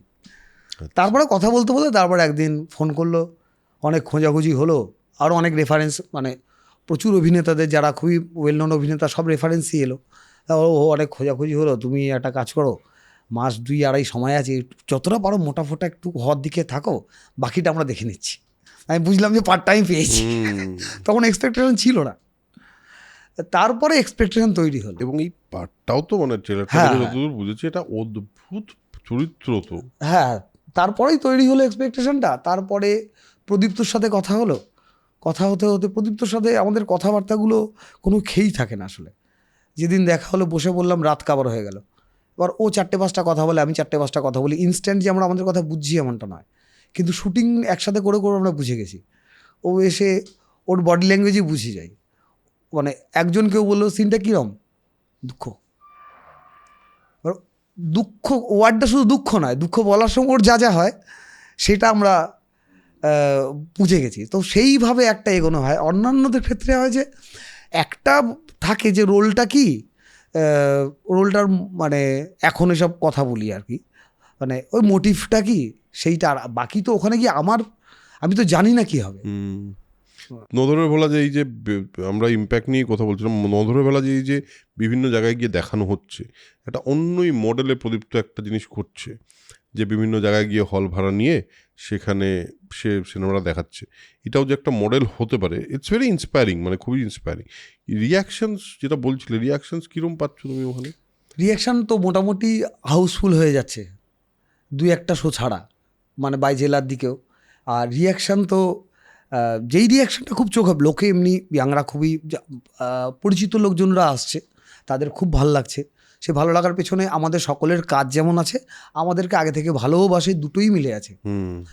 এবারে প্রচুর অজানা লোকের সঙ্গে দেখা হচ্ছে, বিশেষ করে মহিলাদের কথা বলছি, যাদের প্রায় মানে মাঝবয়সী মহিলা যারা, তারা 20 বছর পর একজন সিনেমা দেখতে আসে। সিনেমা দেখা হয় না সংসারের চাপে, এবার সিনেমাটা চলে গেছে তার কাছে, সিনেমা চলে এসছে, চল দেখে নি, এই সিনেমা চলে এসছে এবার দেখে নি, এইভাবে প্রচুর লোক সিনেমা দেখতে এসছে। যেটা আমাদের নাটকের কথা ছিল, যে প্রথমে প্রসেনিয়াম করতাম, তারপর তো টাকা পয়সা জন্য পারলাম না, নাটক নিয়ে চলে যাই এরিয়ায়, তাহলে লোক দেখতে আসবে। দেখে লোকজন, যেটা আমি কখনো এরকম রিয়াকশান পাইনি, এটা তো মানে ধরে ফেলে একটু হাতটা চেপে রাখছেন কেউ অনেকক্ষণ, এবং কান্নাকাটি প্রচুর লোকজন করেছেন, এবং মাথায় গায়ে হাত বুলিয়ে দিচ্ছেন আমাদের সবাইকে, মানে যাদেরকে হাতের কাছে পাচ্ছে আর কি। চেনা ফেস হলো একটু বেশি করছে, তো এসে বলছে সুস্থ থেকো। এবার ও অডিয়েন্সের থেকে আমার সিনিয়র হয়ে যাচ্ছে বেশি, ওটা অডিয়েন্স রিয়াকশান আমার কাছে থাকছে না কোথাও গিয়ে। আর সিনিয়র লোক আমার ছবি দেখে আমার মানে প্রশংসা করছেন, নাকি প্রশংসাই করছেন, ছবিটার প্রশংসা করছেন, কিন্তু একটু বেশি মাত্রায় ইনভলভ হয়ে গেছেন, ছবির দৃশ্যগুলো খুবই করছে অনেক, মানে সবাই জানে, কিন্তু সিনেমা এমনভাবে বানানো হয় তো লোকে তো সত্যিই ভেবে ফেলে। ঠিক এই প্রশ্নও করেছে, বাবা এত ডিম মারা হচ্ছে, ডিম খাচ্ছ, মারা হচ্ছে, লোকে এগুলো অরিজিনাল হয়েছে। হ্যাঁ, সিনেমার গুণে পাঠ করতে গিয়ে তো এদিক ওদিক লাগে, সেটা আমাদের প্ল্যান, কিন্তু বাকিটা তো সাউন্ড আছে, মানে সিনেমা কাটাকুটি করা হয়, আরও ব্যাপার আছে, এইসব করে ফোরে ইম্প্যাক্ট তৈরি হয়, ইম্প্যাক্ট যা তৈরি হয়েছে, তো মানে এর এমনি মানে আর এইভাবে সত্যি কথা অভিজ্ঞতাও নেই যে প্রত্যেকটা শোয়েই আমরা যাচ্ছি সিনেমাটাকে নিয়ে, এবং শোয়ের আগে কথা বলছি দর্শকদের সাথে, শোয়ের পরে সেই দর্শকের সাথে কথা বলছি, পুরো বদলে যাচ্ছে। এই যে ধরো এই যে সিনেমার এত ইম্প্যাক্ট, সত্যি ইম্প্যাক্ট, এই যখন এই ধরনের জিনিসগুলো হয়, ধরো কেউ এসে তোমাকে হাত ধরলো, ধরে অনেকক্ষণ থাকলো, বললো সুস্থ থেকো, এগুলো তো খুব মানে অন্যরকম রিয়াকশন। হ্যাঁ, জেনারেলি কি ফলে ইয়ে করতে পারি না তো, খুব মানে ভালো হয়েছে, প্রত্যুত্তর দিতে পারি না। দারুণ হয়েছে, এইটা তো না, normal, এগুলো তো ওগুলো শিখে গেছি, ওগুলো তো শিখে গেছি। এইগুলো শেখা হয়নি। এইভাবে এটা বললে কি বলবো, এটা কখনো কোনো বোকাই হয়ে যায়। হ্যাঁ, এবার এই হ্যাঁ মানে আমি ওইটাই জিজ্ঞেস করছি, এই যে যখন মাঝে মাঝে তোমার মানে এই সমস্ত রিয়াকশনের পর যখন নিজে ভাবো আমি কি শুনলাম, তখন কিরকম কি মনে হয়? তখন মনে হয় যে ওই ওই একই কথা আর কি, যে সিনেমাটা তো আমরা সবাই পারফর্ম করেছি, সমস্ত ডিপার্টমেন্ট পারফর্ম করেছে, আর ওইটা আমি বাকিটা ব্যক্তিগত করার সময় দেখেছিলাম। সেটা হচ্ছে যে একটা দৃশ্য ছিল, আর তো শার্ট ফার্ট তো খুব কষ্ট করেই কেনা হয়, শার্ট কেনা হয়েছিল, 2-3টে শার্ট কেনা হয়েছিল, 2-3টে শার্ট, এবার একটাই শার্ট, সিন হচ্ছে ভিজিয়ে দেওয়ার, তো একটাই টেক নেওয়া হবে, প্রচুর টেক নেওয়া হয়েছে, কিন্তু অ্যাক্সিডেন্টালি সেদিন ওই টেকটাই ওকে হলো। আসলে টিমটাও কাজ করছিল একসাথে সাথে, ওইরকম করে অপরাজিতা আসবে, ঋত্বিকের সাথে চুমু খাবে, চুমু খেয়ে এরকম চলে যাবে, সঙ্গে সঙ্গে জলের ঝাপটাটা আসবে, এইটা কি করে হয়, অবাক হয়ে গেছি। তারপরে ভাবার চেষ্টা করছিলাম এটাই কি তাহলে কিউমুলেটিভ এনার্জি বলে, বা ইউনিটি অফ থিঙ্কিং বলে, বা আরও কোনো যদি কিছু হয়, যে সবাই একই সাথে একই টাইমে একই মোটিভ নিয়ে দৌড়চ্ছে, ওটা বোধহয় কাজ করে যাচ্ছে, কখনো কখনো কাজ করছে, কখনো কখনো কাজ করছে না। এটা কিন্তু হয়, মানে এটা কিন্তু অ্যাকচুয়ালি হ্যাঁ, মানে আমার দেখা কম, কিন্তু অল্প দেখা তখন দেখেছি, আর এইটা তো মানে এটা এখানে ঘটেছে বিষয়টা। তো এই ধরনের রিয়াকশন জেনারেলি আমার মনে হয় একটু তো বোকা তো বানিয়ে দেয়, মানে যে যখন মনে হয় কি আচ্ছা মানে এটা কি সত্যি এমন কি করলাম, মানে হ্যাঁ, কি করলাম পুরো মানে সবসময় বুঝতে পারা যায় না, কিন্তু একটা ইম্প্যাক্ট ফেলেছে সেটা বুঝতে পারছি। হ্যাঁ, আর দেখো সব কিছু সবসময় ক্লিয়ারলি বুঝতে হবে এরকম কেউ দায় দেয়, হ্যাঁ, পৃথিবীতে কেউ দেয়নি, এখন আরো কমে যাচ্ছে। হ্যাঁ, এবং এটা আমরা দেখো খুব স্বাভাবিক নয় কি এটা, যে একটা পয়েন্টে তুমি বুঝতে পারবে ও আচ্ছা আমি তো কিছু বুঝি না, আমি তো কিছু জানি না, এটা তো বুঝতেই একটা পয়েন্টে তো বুঝতেই হবে। হ্যাঁ, এবার যখন তুমি এটা বুঝে যাবে তখন দায়টা কমে যাবে। এই পডকাস্টটা অনেকবারই বলেছে, বেশ কিছু মানুষ যারা বিদেশে থাকে, যারা নিজের বাড়ির থেকে দূরে থাকে, ঘটনাচক্রে বহুবার তাদের সঙ্গে তারা আমাকে প্রচুর মেসেজ করেছেন, চিঠি লিখেছেন থ্রু মেল, মানে আমি বলছি ওটাকে মেল বলা ভুল হবে, ওটাকে চিঠি বলা উচিত, একটা প্রপার বাংলা ভাষায় কোপেনহেগান থেকে একজন একটা চিঠি লিখেছেন।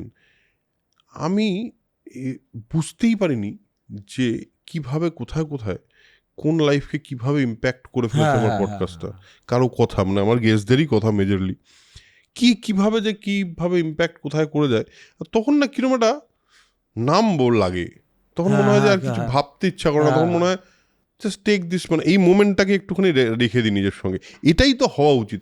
ওইটা নিয়ে উত্তরও থাকে না কিছু, মানে প্রশ্ন করলে উত্তর থাকে না তো, তুমি আজকে আপনি কি করে করলেন এই কথাটা জিজ্ঞেস, কি উত্তর দেবে তুমি আমাকে বলো তো, মানে তোমাকে যদি ওনার সাথে প্রদীপ্ত বাবার সাথে দেখা করতে গেলাম, ছবিটা দেখতে এসেছিলেন উনি, হুইল চেয়ার ফেয়ার নিয়ে দেখতে এসে, তারপর টাইম হচ্ছে না, কথা বলতে আমি বাড়িতে গেলাম, তো কথা বলে প্রচুর সিনেমা দেখেন উনি, দেখতেন এক সময়, মানে দৌড়দৌড় প্রথমেই ছিল সিনেমা ফিনেমা নিয়ে, সব মিলিয়েই তো হয়।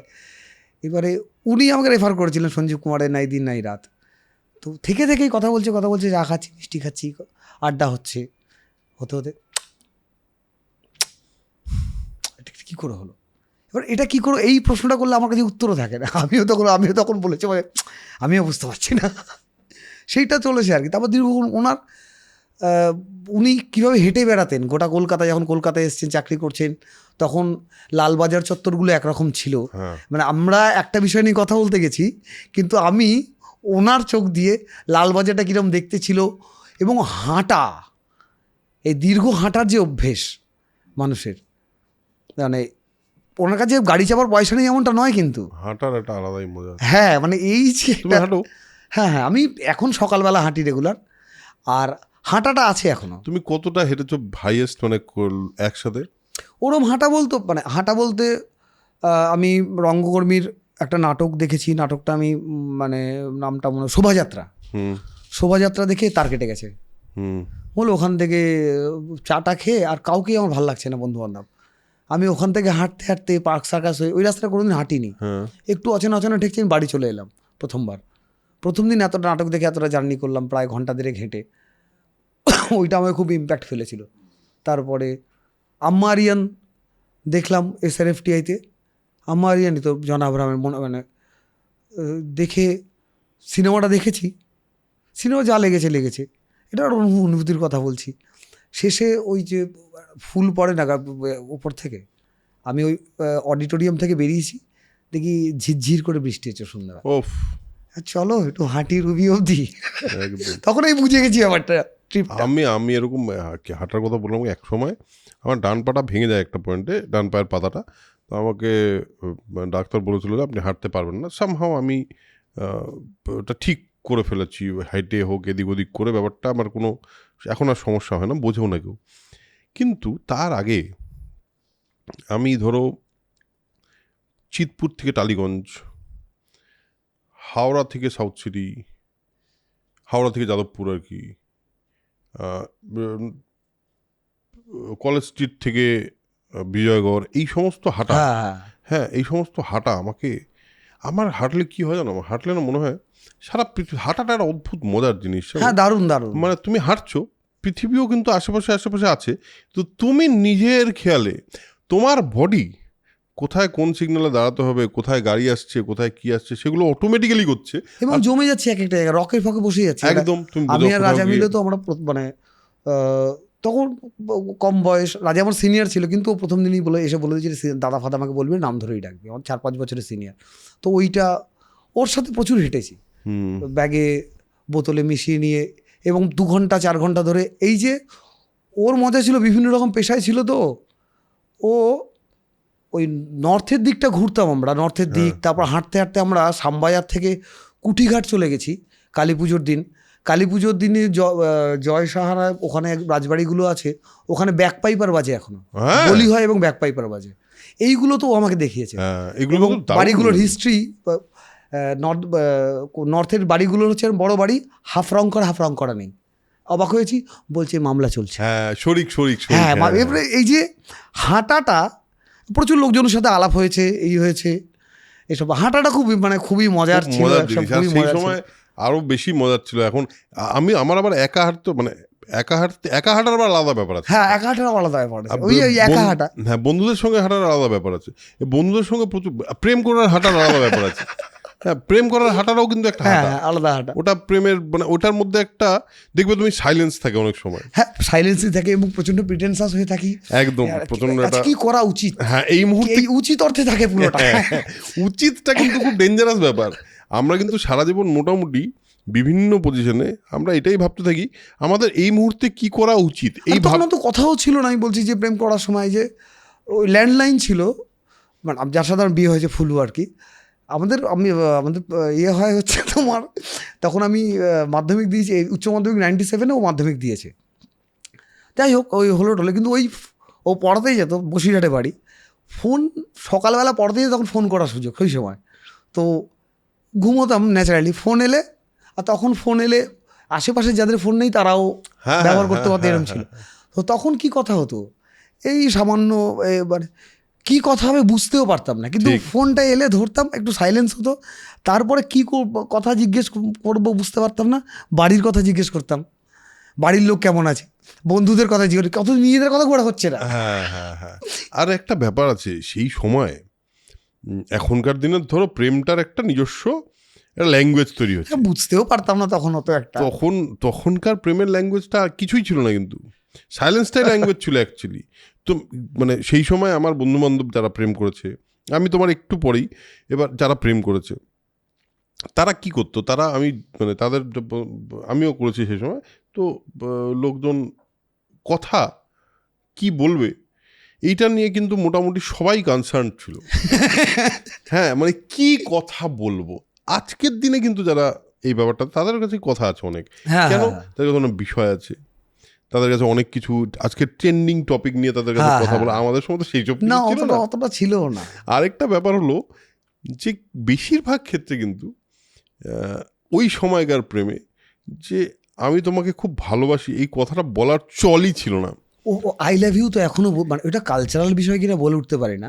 হ্যাঁ, সিনেমায় বলে দিতে পারবো, সেটা কেটে কুটে সত্যি মনে হবে এরকম করে দেবে পরিচালকরা, বা কিন্তু বা কিছুটা সত্যিও বলে দেবে তুমি। হ্যাঁ, ভর্তিও বলো, সিন ডিমান্ড করছে বা তোমার ভিতর থেকে সত্যিটা বেরিয়ে আসবে প্রয়োজনে, কিন্তু ওটার কালচারাল ইস্যু। হ্যাঁ, মানে আমরা কি হয়েছে একটু চুপ হয়ে যাই, বা একটু হাতটা ধরে নিলাম, বা এরকম গ্যাঁট হয়ে বসে আছে, কি বলবো বুঝতে পারছি না, ওটাই টাইম পাস হয়ে যেত। হ্যাঁ, আর ওটা আমার মনে হয় দুজন যখন একসাথে, আমার আগে একটা জিনিস মনে হতো অ্যাবাউট রিলেশনশিপ, যে এক সময় যদি গল্প ফুরিয়ে যায় তাহলে প্রবলেম, কিন্তু আমার এখন মনে হয় যে একসাথে দুজন যদি সাইলেন্সটা এনজয় করতে পারে তাহলে সেই রিলেশনশিপটাই হেলদি, কারণ সাইলেন্সটা সবচেয়ে ইম্পর্টেন্ট পার্ট অফ। হ্যাঁ, মানে তখন এনজয় করেছি কিনা তখন একটা টেনশন, মানে অদ্ভুত একটা ইয়ে থাকতো যে এটা করতে হবে সেটা। আমার প্রেমপত্র এসেছিল ইংরেজিতে। আচ্ছা, তার কারণ যে আমার বন্ধুর ভাইজি হয় এবং তার কাকার হাত দিয়েই পাঠিয়েছে। আচ্ছা, তার কাকা পড়ে না ফেলে। এবার আমি তো হাতে পেয়ে, আমি তো কাকার বন্ধু, আমি বিপদে পড়েছি। সবটা বুঝতে পারছি না তো, মানে সবটা বোঝে একটু আন্দাজ করতে, প্রেমপত্র বুঝতে পেরে গেছি। বাংলা মিডিয়ামে পড়লে প্রেমপত্র বুঝতে পারি না, ও বাংলা মিডিয়াম, কিন্তু লেখাটা ভালো। তো তখন ওটা ছিল আমাদের আর কি প্রথম প্রেমের, আর বন্ধুদের মধ্যে আছে ইংরেজিতে যেটি লেখা হয়েছে সেটা পড়ে পড়ে আছে এরকম। তুমি লিখেছো তারপর প্রেমপত্র? হ্যাঁ, আমি লিখেছি, বাংলায় লিখেছি। হ্যাঁ, বাংলাতে লিখেছি। হাবিজাবি করতাম, এন্টারটেনমেন্ট বিভিন্ন রকমভাবে করতাম। তখন চিঠি লেখা ছিল আমাদের, আমার চিঠি পড়েও গেছিলো ওদের বাড়িতে। তখন ওখান থেকে আবার রেস্ট্রিকশন হয়ে গেছিলো বেরোনো। আমি বেরোনোর রেস্ট্রিকশন হয়েছে বসিরহাটে, আমি সাইকেল নিয়ে চলে গেছিলাম। হ্যাঁ, হ্যাঁ, সাইকেল নিয়ে চলে গেলাম, দেখা তো হতে করতেই হবে। এবার দেখা করে কি বলবো, হ্যাঁ ও চুপ তখন, এখন ওই বয়সে সবাই পারে। হ্যাঁ, ঠিক ঠিক, না দেখা তো করতেই হবে, মানে হ্যাঁ, দেখা করে কি হবে জানি না। হ্যাঁ, মানে কথা কি বলবো সেটাও জানি না, না দেখা করতে হবে। হ্যাঁ, একটা অদ্ভুত ব্যাপার ছিল কিন্তু সেই সময়। বাট আমার মনে হয় আমরা যেভাবে আমাদের সময়টা, এটা আমার মনে হয় আমাদের সময়ের অনেক মানুষই রিলেট করবে, যে আমরা যেভাবে টেকনোলজির আসা, তার বড় হওয়া থেকে এআই অবধি পৌঁছেছি, সেইটা কিন্তু একটা অদ্ভুত ট্রানজিশন আমাদের মধ্যে আমরা দেখেছি। কিন্তু এই ট্রানজিশনটা আর কেউ দেখতে পাবে না কিন্তু কোনোদিন, মানে আমাদের জেনারেশন অনেকগুলো দেখেছি, কিন্তু অনেক কিছু। তুমি ভাবো, প্রথম জীবনে কম্পিউটার কি এটা দেখেছি, স্কুলে প্রথম এলো কম্পিউটার। হ্যাঁ, কম্পিউটার শুনেছি, পাইনি। হ্যাঁ, কম্পিউটার কি এটা জানলাম। আচ্ছা, কম্পিউটার ল্যাব হবে স্কুলে, হলো ইন্টারনেট, তারপরে উইন্ডোজ থেকে শুরু করে তারপরে ছোট মোবাইল। তুমি ভাবো কত কি দেখেছি আমরা। ক্যাসেট থেকে সিডি, রেকর্ড থেকে, আমাদের বাড়িতে রেকর্ড প্লেয়ারও ছিল। রেকর্ড প্লেয়ার আমি দেখেছি এবং নেচেওছি রেকর্ড প্লেয়ারে। ডিসকো ডান্সার শুনেছি রেকর্ড প্লেয়ারে, আমাদের পাড়ায় একজনের ছিল, আর যথারীতি আর একজনের আছে জোরে বাজতো উৎসব অনুষ্ঠানে, আর আমরা নাচতাম ওখানটায়। রেকর্ড থেকে ক্যাসেট, হ্যাঁ ক্যাসেট দেখি, ক্যাসেট তো বাড়িতেও আমাদের ছিল তখন, মোটামুটি সবারই বাড়িতে থাকতেই হবে, ওটা মাস্ট। তারপরে ক্যাসেট থেকে সিডি হলো, ক্যাসেট সিডি একসাথে, ওই যে গোল একদম নিচে ক্যাসেট দেওয়া যায়, উপরে সিডি দেওয়া যায়, এই একটা মাল সবার বাড়িতে তখন খুব প্রয়োজনীয় হয়েছিল। ওটা নাটক করতাম যেহেতু, সাউন্ড, আর তখন জিনিসপত্র কেনাকাটা হতো, মানে এন্টারটেনমেন্টের জিনিস অল্প অল্প রোজগার করছি, সেটা কেনা হতো। আনন্দ তো হবে, বাড়ির কাজে হবে, কাজও আছে, হ্যাঁ ওইটা দেখে কেনা হয়। সেটা এখনো মানে পার্সোনাল জিনিস, গ্যাজেট কেনা হয়, এইখানেও কাজে লেগে যায়। তারপর থেকে ভাবো তুমি, সেই সিডি, ক্যাসেট, সিডি, তারপর MP3, একটা সিডিতে নাকি 500 গান। এটা মানে আমি প্রথম যখন দেখলাম তখন আমার মনে হলো, অবাক হয়ে গেছিলাম, কি এটা, একটা সিডিতে একটা। তারপর ডিভিডি এলো, একটা ডিভিডিতে 4টে সিনেমা। আগে একটা সিনেমা 2টো সিডিতে ভাগ করা থাকতো, সিডি 1, সিডি 2। আর এখন তারপরে VHS দেখলাম, সিডি দেখলাম, মানে VCD দেখলাম, তারপর DVD দেখলাম, তারপর তো আর এইসব পার্ট উঠে গিয়ে সব ডিজিটাল হয়ে সব কিছু দেখে নিলাম কিন্তু আমরা মোটামুটি। এরপরে যারা দেখবে তারা দেখবে টেকনোলজিক্যাল আপগ্রেড, মানে AI এর আপগ্রেড মেজরলি। সারা পৃথিবীটা AI এর পৃথিবী হতে চলেছে খুব শিগগিরই, অলরেডি হয়ে গেছে, কিন্তু হয়তো যাবেই, এটা কিছু করার নেই, সে তো যাবেই, মানে আনঅ্যাভয়েডেবল হবেই। কিন্তু যাই হোক, আমরা কিন্তু আমি ভাবি মাঝে মাঝে খুব রিভিজিট করতে ভালো লাগে এই সময়গুলো, যে আমার বাড়িতে ক্যাসেট শোনা, আমার বাড়িতে আচ্ছা প্রথম যেদিন সিডি প্লেয়ার কেনা, কী যে আনন্দ, ওই আনন্দটা না আমি এখন আর ওই আনন্দটা পাবো না বোধহয়, মানে ওই পয়েন্টের আনন্দটা আমি আর পাবো না। আমি মাঝে মাঝে ওখানে গিয়ে রিভিজিট করে আনন্দটাকে আবার নিয়ে চলে আসি, খুবই আনন্দ লাগে। আর ওইটা হতো তোমার যেটা হচ্ছে যে হিট সিনেমা হিন্দি বা বাংলা তার ক্যাসেট, হ্যাঁ হ্যাঁ, হলে সিনেমা দেখিয়েছে ক্যাসেট শোনা হতো, আমরা পড়েছি সিনেমা দেখে 100% এটা হতোই। ছোট বউ, তারপরে রূপবান কন্যা, চিরঞ্জিতের একটা ছবি খুব হিট হয়েছিল প্রতীক বেজন্মা, প্রতিজ্ঞা বাকি, প্রতিজ্ঞা না প্রতিকার, এইগুলোর ক্যাসেট ছিল, বড় বড় ক্যাসেট হতো, একটার মধ্যে দুখানা ইয়ে। এবং মানে তোমার শোলে তো সবচেয়ে বেশি হিট ছিল ক্যাসেট কেনা, হ্যাঁ 25 টাকা হলো, আমি যখন ক্যাসেট কেনা শুরু করি 20 টাকা 25 টাকা, আর যদি সোনি মিউজিকের ক্যাসেট হতো তাহলে সেটার দাম হতো 60 টাকা। 60 টাকার ক্যাসেটটা কেনাটা খুব ডিফিকাল্ট হয়ে যেত তখন, মানে তখন ওটা কিন্তু চাপের, দাম বেশি ছিল 55 থেকে 60 টাকা দাম ছিল, খুব চাপ হতো। এইসব কথা বলতে ভালোই লাগে, মানে ওই সময়কার ছোটবেলার কথা বলতে হেভি লাগে। তো ক্যাসেট প্রথম কিনেছি 12 ফেলে পড়ি, আর 12 ফেল যখন হচ্ছে তখন তো একটু ভদ্রলোক হওয়ার ইচ্ছে হয় কলেজে যাওয়ার সময়, ওটা আমি দেখেছি। ওই সময় মন শরীর গোটাটা একটা আরোপণ থাকে, সেই আরোপণটা আস্তে আস্তে মুছে যায় বয়স বাড়ার সাথে, এবার সেই আরোপণটা দেখতে পাই, তখন একটু হয়ে ওঠার ইচ্ছে। একদম, এটা একটা দারুণ কথা বললে। পুজোর ক্যাসেট কিনতে গেছি, হ্যাঁ পুজোর ক্যাসেট কিনতে গেছি, পুজোর ক্যাসেট কার কিনলাম, আমার শিলাজিৎ নচিকেতা তো খুবই পছন্দ ছিল। তারপর হয়তো মনে করতে পারছি না এখন, নির্মলা মিশ্র হয়তো ক্যাসেট কিনে ফেললাম। নির্মলা মিশ্র গান খুব একটা আমি বুঝি এমনটা নয়, কিন্তু খুব যে দারুণ লাগে তা না, যারা যার সাথে মিশছি তারা নির্মলা মিশ্র শুনছে বা শ্যামল মিত্র শুনছে, ওই আরোপণ থেকে কিন্তু কিছু আহরণও হয়ে যায়। একদম একদম। আরেকটা তাহলে হয়তো হতো না। এইটা যে জিনিসটা বললে এটা খুব দারুণ কথা বললে, কারণ ওই সময়টা আসলে আমাদের তো, আমরা তো নিজেরা তখন নিজেদেরকে খুঁজি, হ্যাঁ আমরা কি, হ্যাঁ, আর তখন আমরা না কাউকে একটা ওই দেখবে বিভিন্ন ক্যারেক্টারের মতো আমরা হয়ে উঠতে চেষ্টা করি। একদমই তাই, একদমই তাই। তখন কিন্তু আমরা অ্যাকচুয়ালি অভিনেতা, একদমই তাই মানে প্রত্যেকটা মানুষ কিন্তু তখন অভিনেতা। যখন সে কলেজে যাচ্ছে, এটা দেখবে আলাদা করে ওই যে আরোপটা বললে, এটা আমি তো আমার সিনিয়রটাই হতে চেয়েছি সারা জীবন, একদম ফলোয়ার, আমি ওটাই হতে চেয়েছি। তারপরে এখন বয়স বাড়ার সাথে সাথে ভাগ করতে পারি যে কোনটা আমার দিয়ে হবে, কোনটা আমাকে দিয়ে হবে না, বা এটাই ছিল ঠিক। কিন্তু সিনিয়রকে দেখেই এগিয়েছি, অত বুদ্ধি টুদ্ধি দরকারও পড়েনি, কিন্তু অ্যাডভেঞ্চার করেছি। হ্যাঁ, আরেকটা জিনিস দেখবে যেটা আমার খুব হতো, আমি জানি না তোমার হতো কিনা, আমি না যাকে আমার খুব পছন্দ, যে আইডলের মতো যাকে লাগে, মানে আমাদের ক্ষেত্রে ছিল সেটা শঙ্করদা, মানে এই যে আজকে পর্যটন মন্ত্রী শঙ্কর ঘোষ, বদলে যাবে, ওটাই আমি বলছি, যে এই পর্যটন মন্ত্রী শঙ্করদা ছিল সেই সময় লিডার, এবং শঙ্করদার ক্যারিজমাই আলাদা ছিল। তো শঙ্করদা হলো আমাদের ছিল আইডল। আমি যখন পলিটিক্স শুরু করেছি তখন শঙ্করদাই, মানে আমি স্কুলে পলিটিক্স করেছি প্রথমে, তো শঙ্করদা বলতে কর। সেই সময় আমি দেখেছি বেশ কিছু মানুষের বডি ল্যাঙ্গুয়েজের কিছু কিছু জিনিস, কথা বলার ধরন ঢুকে পড়ে, ফুল কপি, মানে আর ওটাই হব, তো আমি ওটাই হব, আমি ওই দাদাই হব একদম। দাদাকে দেখেছি, দাদার অনেক অপশন ছিল, সব এরকম তুড়ি লাভ করে, আর লাগবে না ছাড়, এটা দিয়ে আমি চালিয়ে নেবো, ওটা হব। অসাধারণ একটা ব্যাপার সেটা হলো, তারপর আমরা একটা পয়েন্টে বুঝতে পারি যে আমাদের নিজেরও একটা ব্যক্তিত্ব আছে। ওইটা আস্তে আস্তে, তুমি যেটা বললে, আস্তে আস্তে ওটার থেকে ছেড়ে ফেলে এরকম ছেড়ে ফেলে একটা মাল তৈরি হয়। আর ওইখানে এখন আরেকটা কনফিউশন তৈরি হয়েছে। কিরকম? সেটা হচ্ছে যে ব্যক্তিত্বটা তৈরি হচ্ছে সেটা কি স্টিক হয়ে থাকবে, না সেটা বদলাবেও? বদলাবে, এটা বদলাতেই হবে। হ্যাঁ, মানে সেইটা একটা, ওইখান থেকে আবার বয়সের কিছু সমস্যাগুলো আসে। সেই কম বয়সে একটা ফ্লেক্সিবিলিটি থাকে, আর বেশি বয়স হলে একটা বটগাছ হওয়ার টেন্ডেন্সি হয়। ঠিক সেইটা সন্তর্পণে একটু কাটাতে হবে। হ্যাঁ অবশ্যই, মানে খুবই সাবধানে, চাই বা না চাই হয়ে যায়, মানে নিজের বক্তব্যে রিজিট থাকি, দুপক্ষ রিজিট যদি হয়তো, আমি তো ফুল রিজিট, কিছু করার নেই, কিন্তু উল্টো দিকটা আমাকে বারবার ভাবতে বাধ্য করে যে উল্টো দিক রিজিট না, ফ্রি হয়ে গেছে, তো খানিকক্ষণ রিজিট হওয়ার পর তুমি ফ্রি হতে বাধ্য, আমি দেখে নিয়েছি, কিচ্ছু করার নেই। তোমার যদি মানে অন্য কোনো সমস্যা না থাকে, সাধারণ ফ্লেক্সিবল লোক হলে মানুষের বিভিন্ন, কিন্তু সে আসতে বাধ্য, এই স্পেসটাতে ঢুকতে বাধ্য, যে স্পেসটা উল্টো দিক থেকে পাচ্ছে। যদি মজা পায় সে।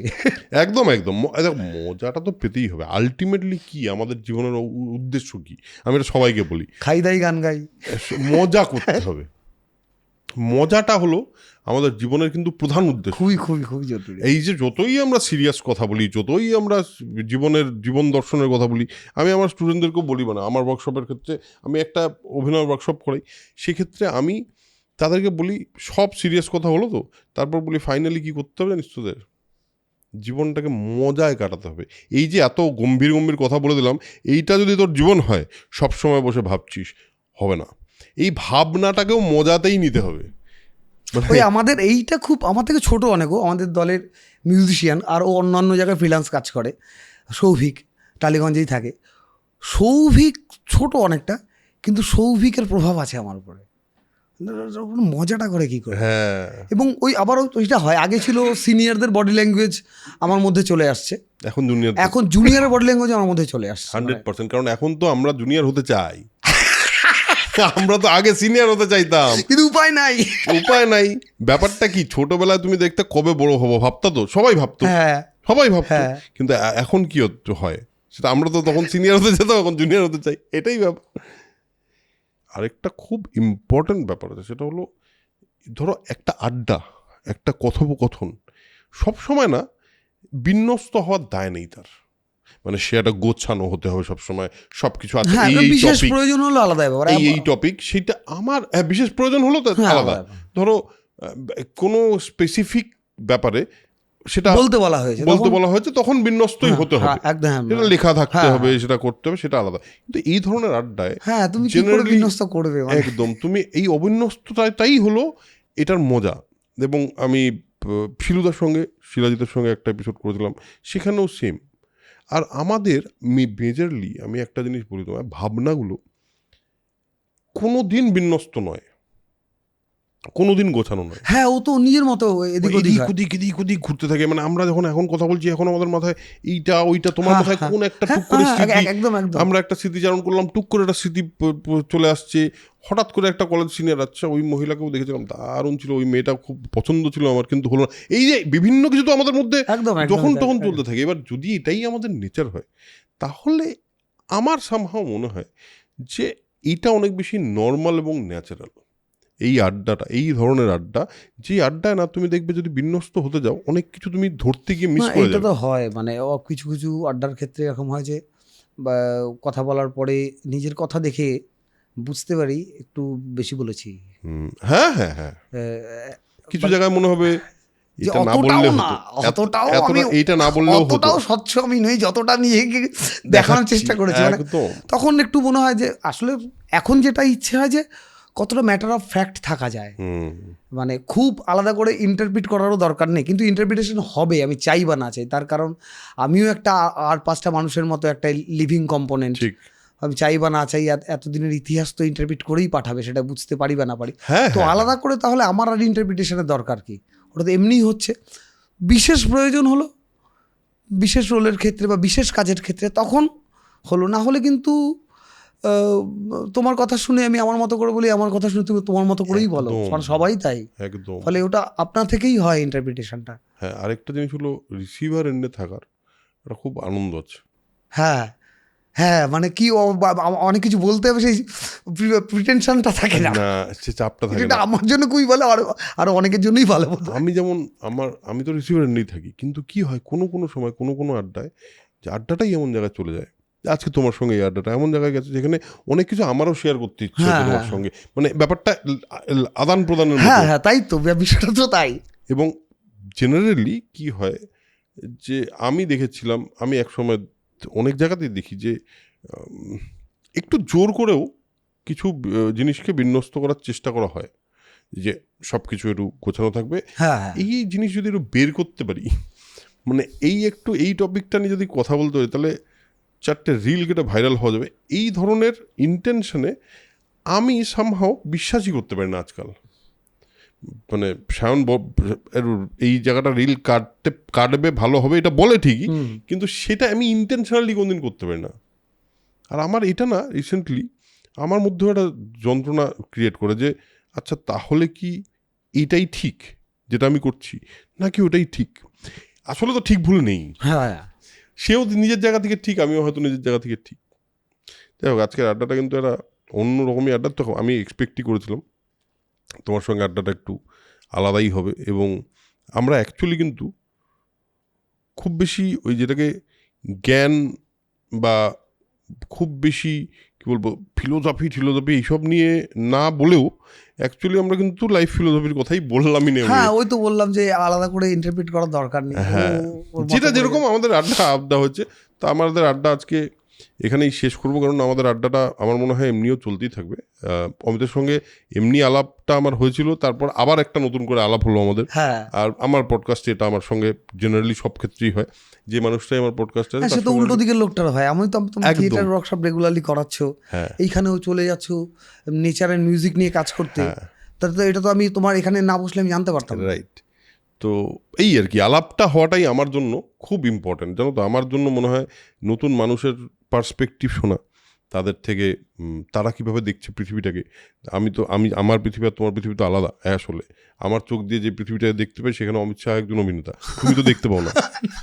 তো তোমার পৃথিবীটা তো আলাদা, তুমি তো তোমাকে দেখতে পাও। তাও তো সিনেমায় বা তাও দেখা যায়। অভিনয় করলে, রেকর্ডেড মিডিয়াতে অভিনয় করলে অভিনয় দেখা যায়, হ্যাঁ তাও দেখা লাইভ যায়, মিডিয়া তো কিচ্ছু দেখা যায় কিচ্ছু দেখা যায় না। তো তুমি তো পুরো দর্শক পিটের নিয়ে, Correct, দর্শক তোমার যা কোনদিন বলছে মনে তাই। হয় না যে ইস, আমি যে অভিনয়টা করছি ওটা ওখানে বসে দেখলে ভালো হতো? ও কিচ্ছু হয় না, নাটকে কিচ্ছু হয় আর কিছু করার নেই, ওটা ট্র্যাজেডি। হ্যাঁ একদম একদম ট্র্যাজেডি। আর আমার ওটা মনে মেনে হয়, তুমি যাও, দেখতে পাবে না কিছু। হ্যাঁ আমার মনে হয় এরকম ভাবে অন্যান্য দিকে লাইভেও কিন্তু তাই, দেখো যে লাইভেও কোনো তাই। লাইভ অ্যাকশন, আমরা যে এখন বসে আছি লাইভ অ্যাকশন করছি, মানে ওটা তো আমরা আর দেখতে পাবো না। না না এই পাস হচ্ছে 1 সেকেন্ড 2 সেকেন্ড পাস, রিক্রিয়েটও করা যাবে না। না করা যাবে না তো। আর এটাই তো মজা, এটাই তো লাইফের বহুতা মজা। যেটা বলছিলে তুমি, হ্যাঁ, পাড়ে দাঁড়িয়ে আছি, পারে দাঁড়িয়ে আছি, সময় বয়ে যাচ্ছে, আমি নদীর পারে, মাঝে মাঝে মাঝে মাঝে নেমে একটু হাত পা মাঝে মাঝে ধুয়ে নেমে হাত পা ধুয়ে নিলাম, কি সুন্দর ঠান্ডা জল, একটু গরম লাগছে, পাটা ডুবিয়ে নেমে গেলাম। রাখলাম কিছুক্ষণ।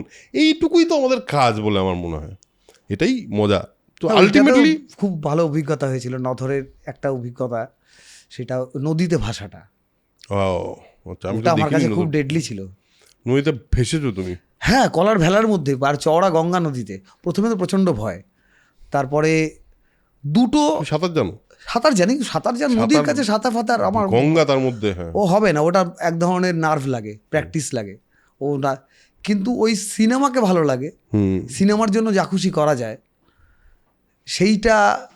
এবং আমাদের ওই প্রোডাকশন, আমাদের 4জন 3জন সাঁতার জানে, 2জন ছিল পাক্কা সাঁতার জানে, ডুবুরি ছিল, আচ্ছা। নৌকা বাঁধা ছিল নিচ থেকে, আচ্ছা আচ্ছা, সেফটি মেজার্স সেফটি ছিল। সেফটি মেজার ছিল। এবার সেফটি মেজার থাকলেও তো মানুষ তো ফাইনালি, ঠিক, ভয় তো লাগবে। প্রচণ্ড ভয় লেগেছে, আর সবারই মুখ শুকনো। আসলে ফাইনালি এখানে কেউ একটা ডিরেক্টর নয়, বন্ধু বান্ধব সব, হ্যাঁ সিনে হেসে ফেলছে, কেঁদে ফেলছে লোকজন, এসব হচ্ছে। আর গঙ্গায় ভাসতে যাচ্ছি, মানে ডিরেক্টরের মুখ একটু পাংশোনাটা হয়ে গেছে, ও চট করে সব কিছু বলে না, হজম করে। তারপরে আমরা যাচ্ছি, 5-7 মিনিট আমার লেগেছে ভয়টা কাটাতে। তারপর যে ওই আনন্দ আমি পাই, মজা, কোনোদিন তো ওই গঙ্গার মধ্যে একটা ভেলার মধ্যে বসে থাকতে পারবো না আমি। একদম।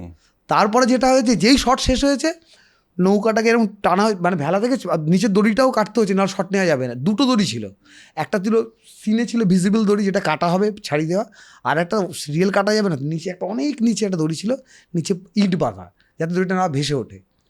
আচ্ছা আচ্ছা, এবারে ড্রোন থেকে যে ডিস্টেন্স তৈরি হচ্ছে, ওই দড়িটাও কাটতে হয়েছে। তখন আমি কনফিডেন্ট হয়ে গেছি, এবং বলে দিয়েছি কী ক্ষতি হয় বলে দিয়েছে। তারপর আমি বিড়ি নিয়ে গেছিলাম এতে, ওইখানে গঙ্গার ভাষা কোনোদিন বিড়ি খেতে পারবো? ইস, ভাবা যায়। তারপরে ফেরার সময় অনেকটা রাস্তা শর্ট হয়ে গেছে, সায়ন্ত নাচের বান্দা দেখেছে, ব্যাস ও ভেলায় গিয়ে চললো পুরো রাস্তাটা, মানে গঙ্গাটা প্রায় 35-40 মিনিটের জার্নি আমাদের পাড়ে আসতে। গোটাটা সন্ধেবেলা, আলো ধীরে ধীরে পড়তে পড়তে ডার্ক হয়ে যাচ্ছে, এই লাইটটাও বসেছিল ওখানটায় ফুল। কি অসাধারণ অভিজ্ঞতা বলো তো। আর আমি ওই লাইটটা পড়া দেখেছি, ওহ, শর্ট শুরু হলো এবং শর্টটা শেষ হচ্ছে, লাইটটা পড়ে গেছে, আর ওই জোনটাতেও ঢুকে পড়েছে, পুরো 40 মিনিট ওখানে বসে এলো। আর তো ব্যাপারটা হচ্ছে, ও দেখে না ভেবেছে এটা তো কোনোদিন অমিতদা তো হেভি একটা জিনিস করে ফেললো, আমিও করি আর কি। দারুণ দারুণ। এই তো আমাদের ছোট ছোট এই সমস্ত জিনিসপত্রই তো থেকে যায়। এবার আমি অনেক বুঝে গেছি, ভেলায় হয়তো নেমে পড়তে পারবো। তার আগে জিজ্ঞেস করো কটা লেয়ার আছে, 2টো লেয়ার ছিল এনাফ। হ্যাঁ হ্যাঁ হ্যাঁ হ্যাঁ হ্যাঁ। তারপর ওইটাও ঠিক করেছিলাম যে এদিক ওদিক হলে ধরে নেবো, আমি ডোবার কোনো চান্স নেই। তারপরে মজাই করলাম। বেশ, তাহলে আজকের আড্ডা আমরা এখানেই শেষ করবো, কারণ আমার যেটা মনে হয় সেটা ওই যে বললাম একটু আগে অমিতের সঙ্গে কথা হচ্ছিল যে আমরা তো আসলে এই কনভারসেশনটা একটা সময় নিল আমাদের, মানে আমাদের সময় নিল বলতে আমরা ওই সময়ের মধ্যে দিয়ে গেলাম আর কি। তো আমার মনে হয় সময় ব্যাপারটা একটা নদীর মতো, আর আমরা পাশে দাঁড়িয়ে দেখি, যেটা একটু আগে বলছিলাম। সো আজকের সময়টা আপনাদের এই সময়টা দেওয়ার পর কীরকম লাগলো সেটা কমেন্টে অবশ্যই জানাবেন। আর একটু আগে একটা কথা বলছিলাম যে সব আড্ডার বিন্যস্ত হওয়ার দায় নেই, এটারও ছিল না। এবং এই আড্ডাটা আমাদের পার্সোনালি আমরা খুব এনজয় করলাম। আই হোপ আপনারাও এনজয় করেছেন। আজকের এপিসোড এখানেই শেষ করছি, দেখা হবে পরের এপিসোডে। ততক্ষণের জন্য spread knowledge, spread positivity, because knowledge is power and positivity is right. Tata.